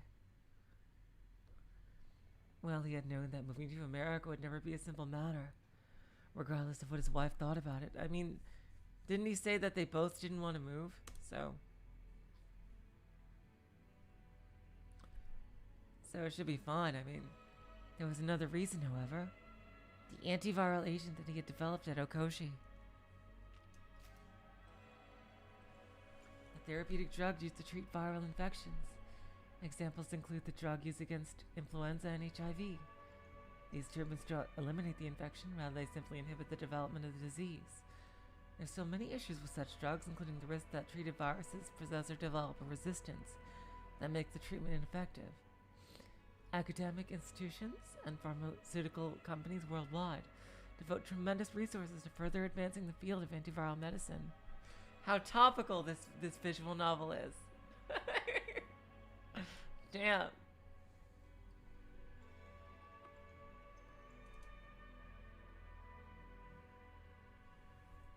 After the UA virus was discovered, infectious disease research facilities worldwide had thrown themselves into top secret efforts to develop a vaccine. Jesus Christ. And yeah, we know it. Yeah, vaccines function by safely introducing a harmless or attenuated version of a virus or other pathogen into the human body that triggers the body to produce antibodies against the pathogen, making it difficult for the dangerous version to take hold.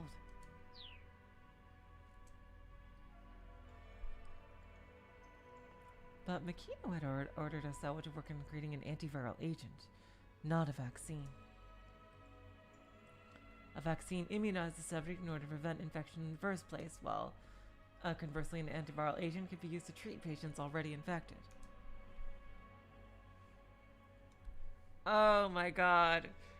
Is the plot gonna be that these guys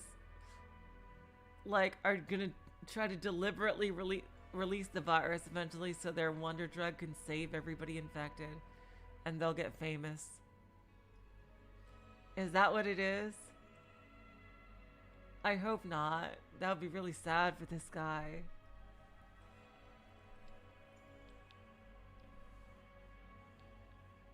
Can you imagine? I wonder what the kidnapped girls have to do with it, though.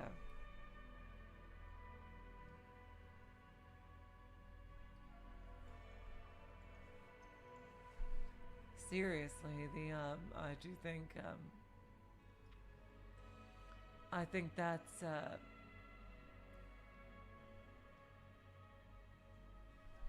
either that or they only want to save a few select people. And I don't think, no, if that was the case, I think they would want the vaccine.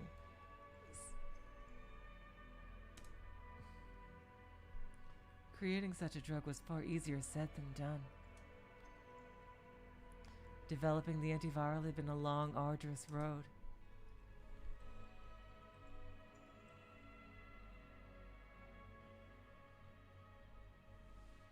Only after years of research had Osawa's team succeeded in identifying a substance that might qualify as an antiviral agent for UA.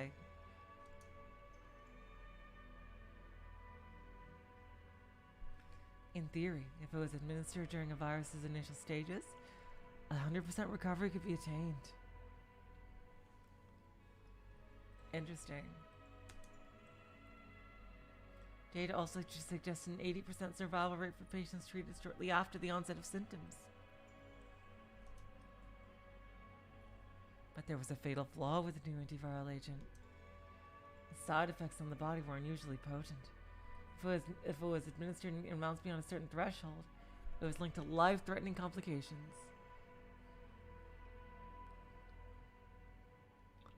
Damn. Interesting. I'm trying to think of all the ways this can be used in the plot. There's so many ways the story could go with this. A main character could be infected and they have to administer it in time. Or, say to kill someone, they can give them too much of the antiviral agent. Or, for a time, the research was at an impasse. It seemed that the drug had to be administered in high volume to combat the explosive propagation of the UA virus. But then Osawa had received some fortuitous news.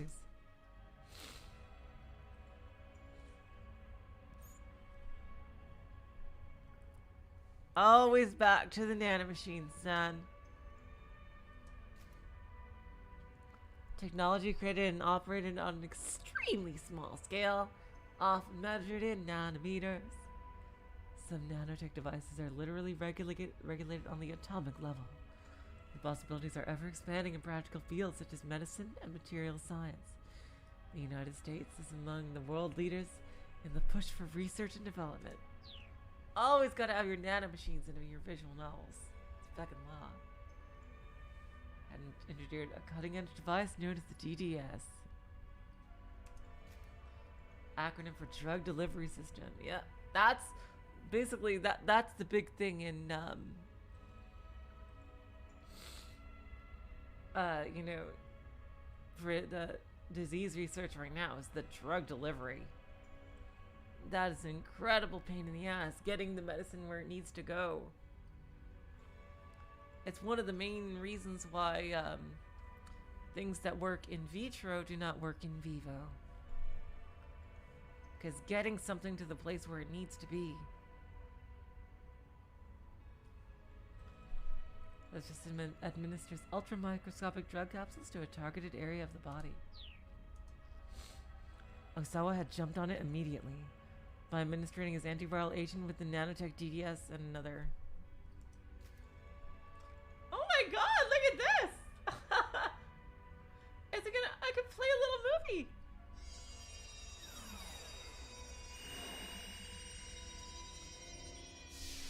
My god, this is like something I would see in somebody's presentation back in my science days.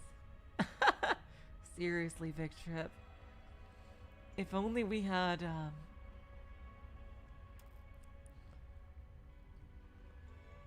if only we had nanomachines like these, you know, who knows? In a visual novel, you either live as a nanomachine or die when you become Schrodinger's cat. Because a DDS can be used to deliver a drug with pinpoint precision and only where it's needed, it can greatly reduce the side effects of even very potent drugs. The DDS developed by Okoshi Pharmaceutical utilizes advanced high-tech polymers, which ensure the capsules containing the drug are fully broken down and eliminated from the body, roughly 1 week after administration.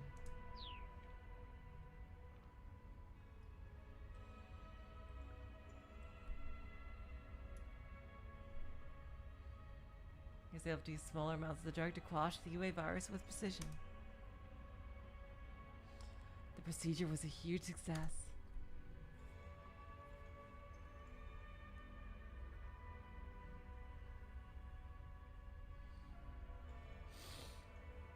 Oh my god, what is this? Oh my god, Chi-chan. And here, the cat could actually be the fucking cat box. Oh my god. There was a marked increase in the drug's efficacy, along with the expected decrease in adverse side effects.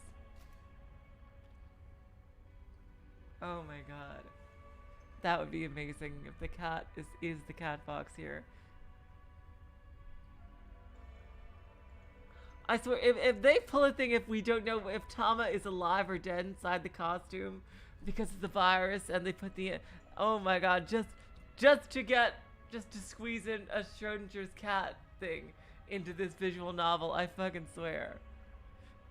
That would be fucking amazing.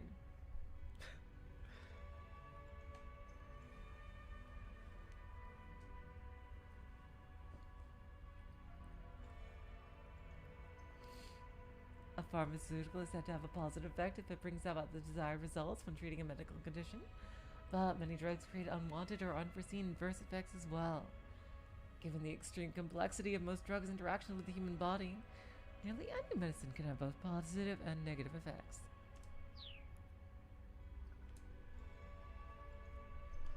Effects had been confirmed via animal testing on monkeys, and now the antiviral is ready for the final development stages clinical trials.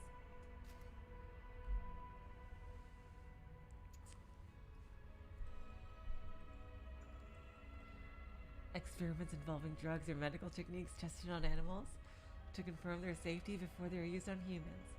The 1964 Declaration of Helsinki, which lays out ethical standards for human experimentation, advocates responsible animal testing, but many animal rights advocates regard such testing as a form of animal cruelty.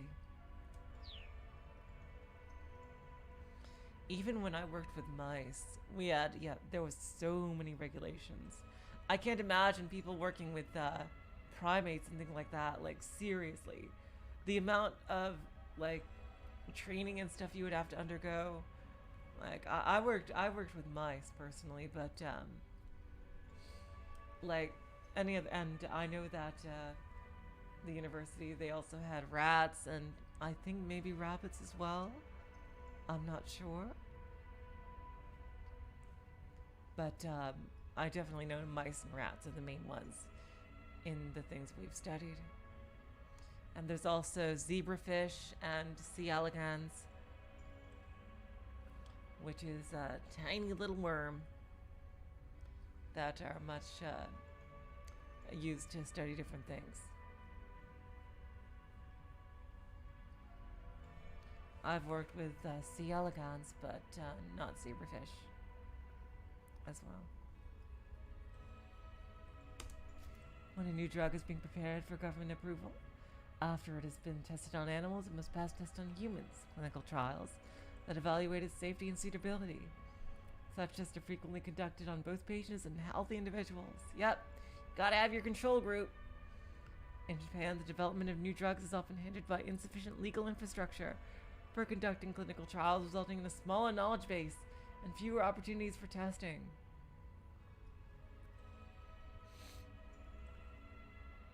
Yeah, Vic Trip, essentially. I agree. There's no... But the very existence of this new wonder drug was still a secret. No doubt Okoshi's leadership would be reluctant to see Osawa, the drug's lead researcher, transferred to another company. Still, it wasn't completely outside the realm of possibility. Once the antiviral was out of development and announced to the public, Osawa would be free and clear. For that reason, he was loath to cause any friction over the drug right now.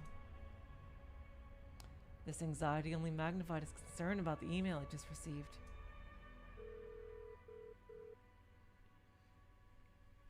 Osawa called up Tanaka over the intercom. There's something I want to show you. Could you come in here? He needed a second opinion, and Tanaka could be relied upon.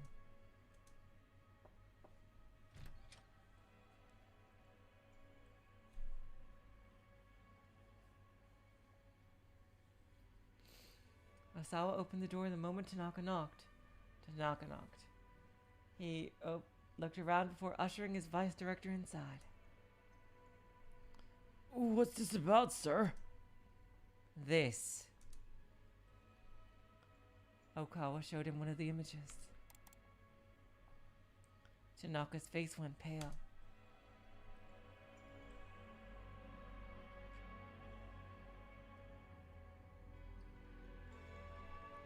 It can't be. Tanaka clearly recognized the symptoms of the UA virus. Any idea what this is about? Osawa asked. No, sir. These images were just emailed to me. The subject line says 1 year ago, South Africa. That would put around the same time as the most recent run of infections, wouldn't it, sir? But that information isn't... Tanaka trailed off. Osawa nodded. Thing I don't understand is... Oh, it's him. The thing I don't understand is why these pictures were sent to me. Osawa opened the other email from A. The second message I got said that these pictures are my crimes. I'll look into this on my end, sir, Tanaka said. He hesitated uncomfortably. Sir, just to make sure, Are you asking about what I think you're asking about? Osawa said. Tanaka gave a slight nod. Understood. Don't worry. I won't trouble you. I appreciate that, sir. visibly relieved, Tanaka left the study.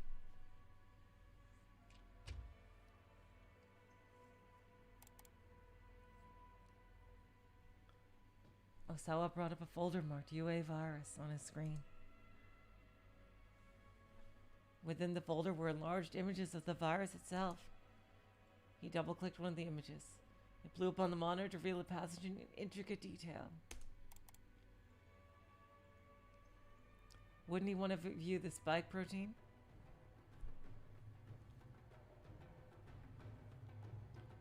A specimen of the UA virus was approximately 100 nanometers in diameter. 10,000 of them in line would take up barely a millimeter. But a single tiny virion, upon entering the human body, could become 2,000 in an hour. That speed of multiplication was nothing short of astonishing. Okay, so it's super Ebola. Ebola virus, the virus of the family Filoviridae that causes Ebola hemorrhagic fever. Currently 5 characterized species are known: Thai forest, Sudan, Raston, Zaire, and Bundibugyo. Ebola is widely known for its high mortality rate. 53% for the Sudan form, 88% for the Zaire. But in the Reston variety discovered in monkeys that have been brought into the US, it has displayed no pathogenicity in humans.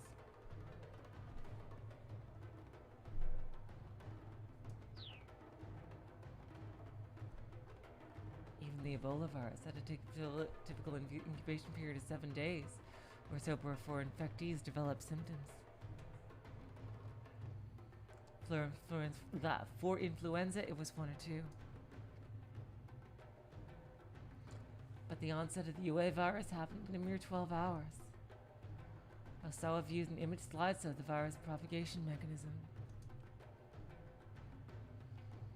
It was a fascinating sight, no matter how many times he looked at it. Viruses existed to multiply, nothing more. They had no motives, no driving logic. Nothing but simple multiplication.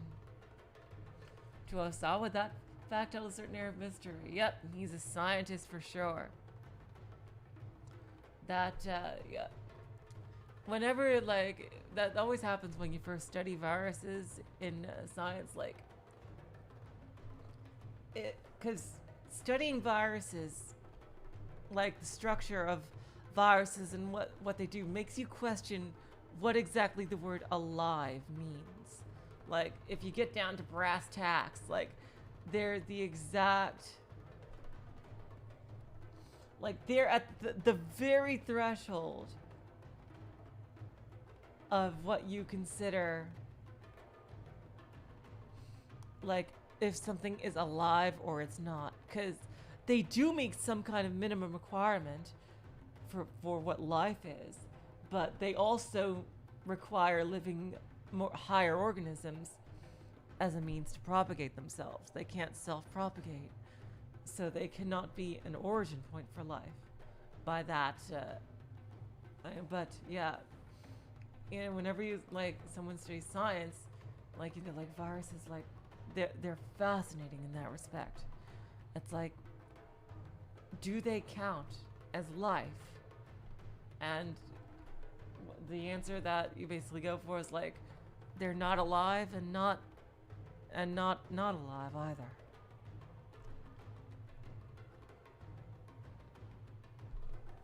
They're kind of on the threshold between. If viruses had emotions, how would they feel about their lives? He had thrown himself into virus research in search of answers to questions like that. Answers that no man could truly know. Yeah. His development of the antiviral agent had really been nothing more than another job responsibility. He felt no particular sense of duty to protect people from a killer virus. He was just happy the chance to play around with UA day after day. Ooh, that's dangerous. You don't want... Oh, God.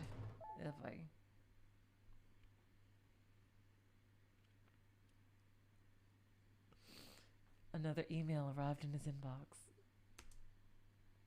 The sender, A. The subject line, 1 year ago, South Africa again. Osawa read the message. Damn, Jishan, holy shit. I invoked the cat box without even realizing it.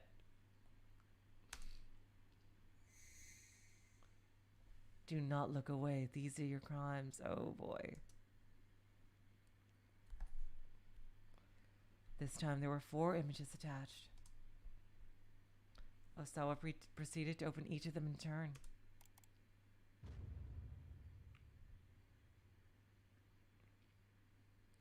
The first shocked Osawa so much that he felt like he'd been punched in the head. One of the UA patients from the earlier images was being injected with something. No, Osawa muttered to himself. It can't be.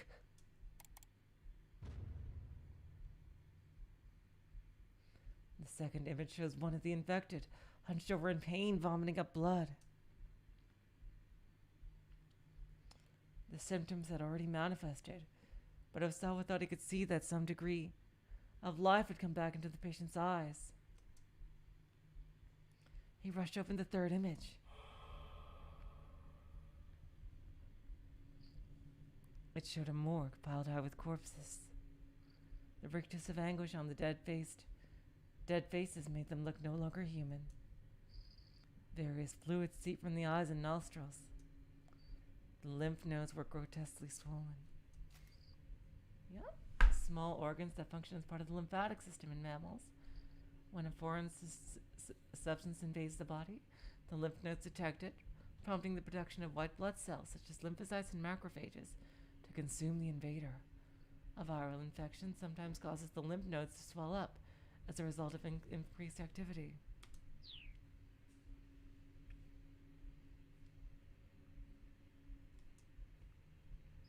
There were hospital beds stained with massive amounts of blood and gastric fluids.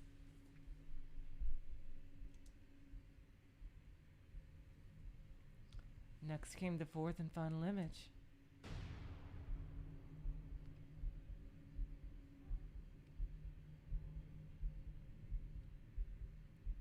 More corpses. Oh, God. They had badges affixed to their chests with various labels. 6 hours passed, 12 hours passed, and 18 hours passed. Oh boy, oh boy, oh boy. Sounds like someone's experimenting. Yeah. It looks as if someone has been attempting live trials with the antiviral agent.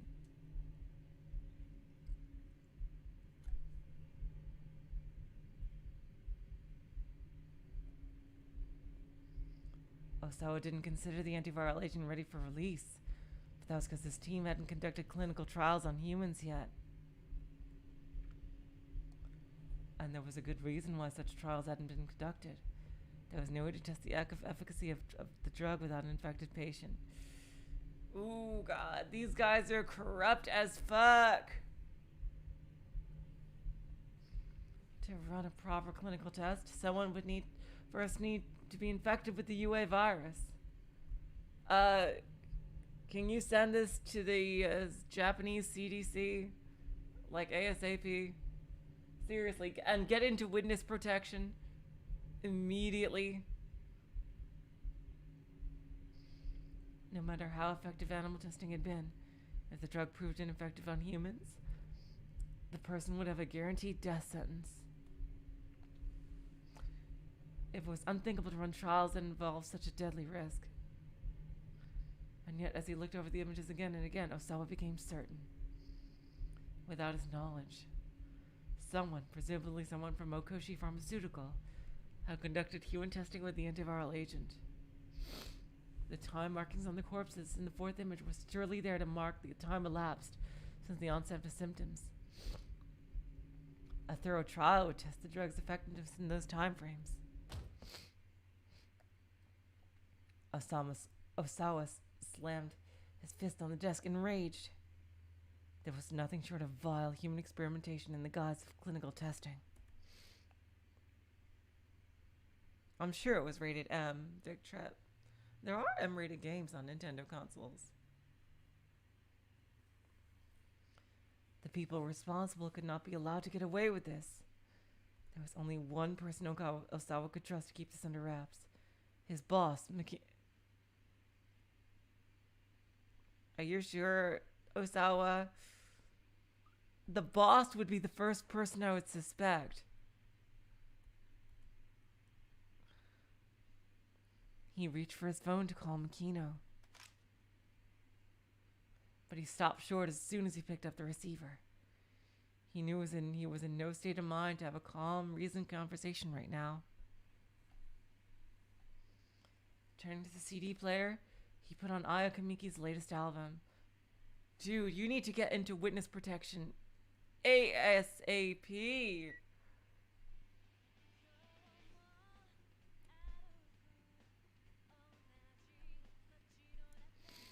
Leaning back in his chair, he surrendered himself to her soothing tones. Damn, it's not the time, dude. Bit by bit, he could feel himself returning to a calmer emotional state.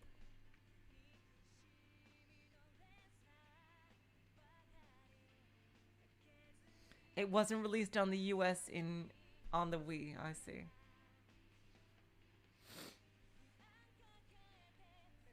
There had been a time when Osawa hadn't listened to music at all.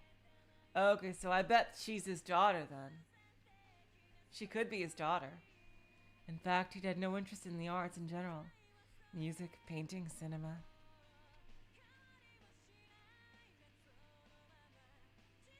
Oh, nope. Okay, I guess not. It was only due to a simple coincidence that he had found Aya Kamiki. His daughter had asked for a CD as a birthday present, so he swung by the store to pick one up. Since Kamiki's new album had just come out, there was a display for it in the front of the shop. Something about the bright, colorful album packaging had drawn him in.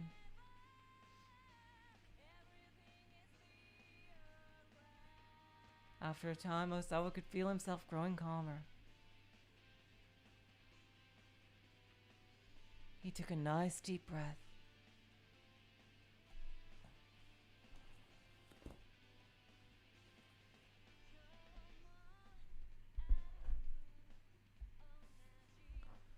Okay, this is okay, here's a choice.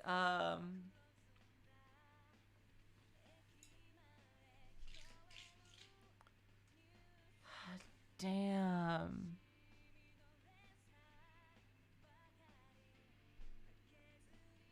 Yep.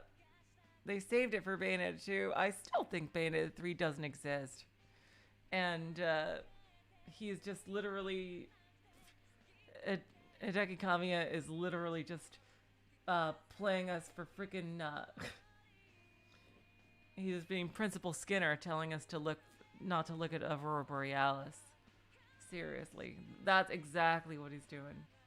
Should I... let's see, I'm pretty sure Bayonetta 3 doesn't exist. It exists as much as the as Winds of Winter does. Let's see.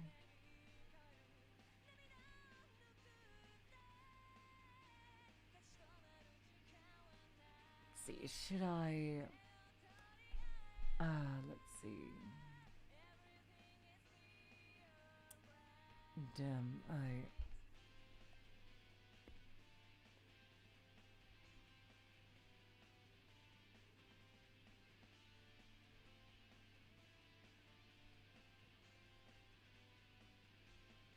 oh god, this is a tough choice. Like either one of these could lead to death. Like seriously, like this one could be like he's too late to do anything, and this one could be the boss is in on it. You know what? I'm not gonna trust the boss. Here we go. First, he took a nice deep breath. Then he closed his eyes and tried to banish his nerves completely. Inclining his head to the music, he could feel the melody pervade his body.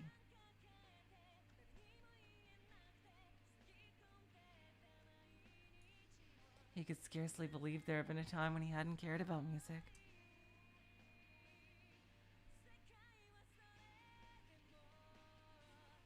Yeah, I'm not sure if the virus is real, Vic Trip. Hell yeah, people are always mad at Smash characters. I wanted Gino. Look at me, now I know he's not happening, you know, like seriously. Like, like, you know what? I've come to accept that I'm never gonna get Chino. Jeez. Surely something that has such a strong effect on the body and mind alike conveyed a deeper meaning. Osawa let the positive energy flow through him, buoying his spirits. Really, Victrep. Interesting. At last, when his mood had sufficiently calmed under the music's influence, Osawa reached for the handset. Okay, so he's calling more calmly this time. Oh no! The study door opened and a stolid-faced man appeared in the doorway. Oh, he's dead. I beg your pardon, Mr. Osawa. Would you mind coming into the living room for a moment? Oh no.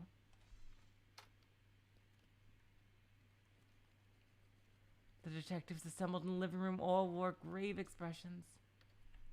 Okay, good, there's detectives at least. The room was brimming with tension, and Osawa felt it ramp up even further as he entered. What is it? He asked. Has something happened? The man who had come to find him turned to speak, hesitating at first.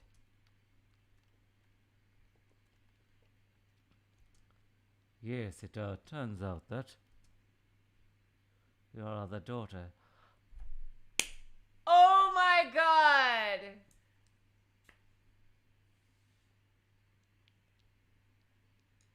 He's Hitomi's father.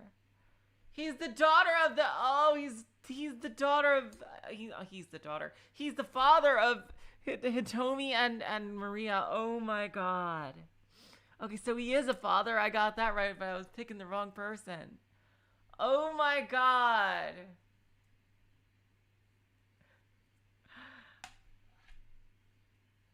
Has been abducted by an unknown party. Abducted? Osawa's mind whirled. What are you talking about? Maria's the one who's been abducted.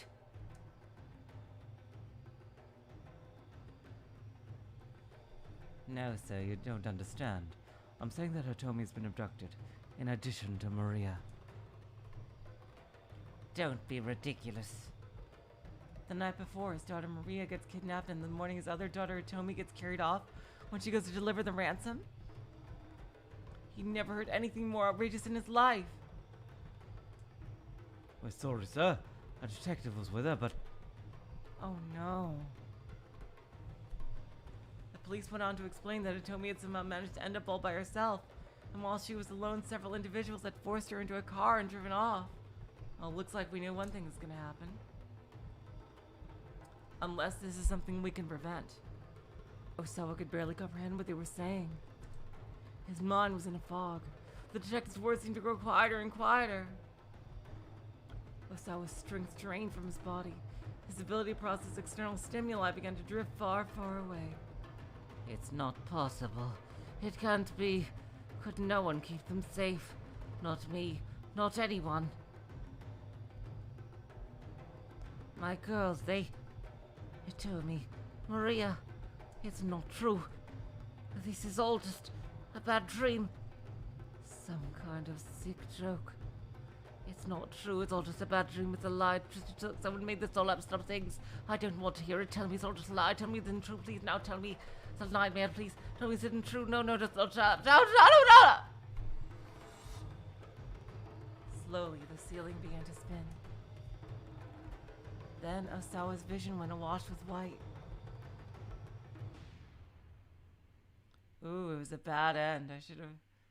The worst case scenario, yeah.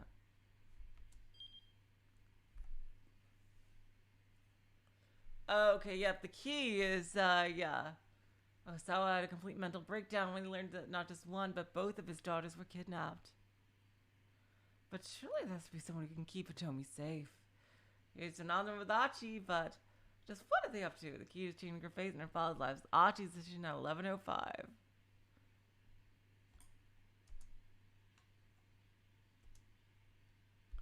Okay, yep. All right, so we have several things that we can do.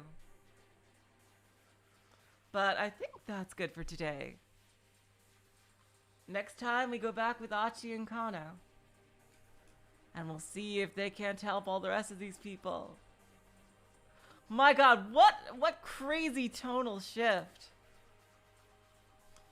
Like the tonal shifts we've had are insane. Like between Osawa and Tama, like seriously. It always saves after a bad end, I'm pretty sure, Void Dweller. Just wow. We'll go back to Aichi and Kano next time on Friday, and on Thursday it'll be more Arch Nelico. Alright, I hope to see you guys then. So until then, I will say, so long, farewell, auf Wiedersehen, good night. You are all the sweetest of hearts. See ya.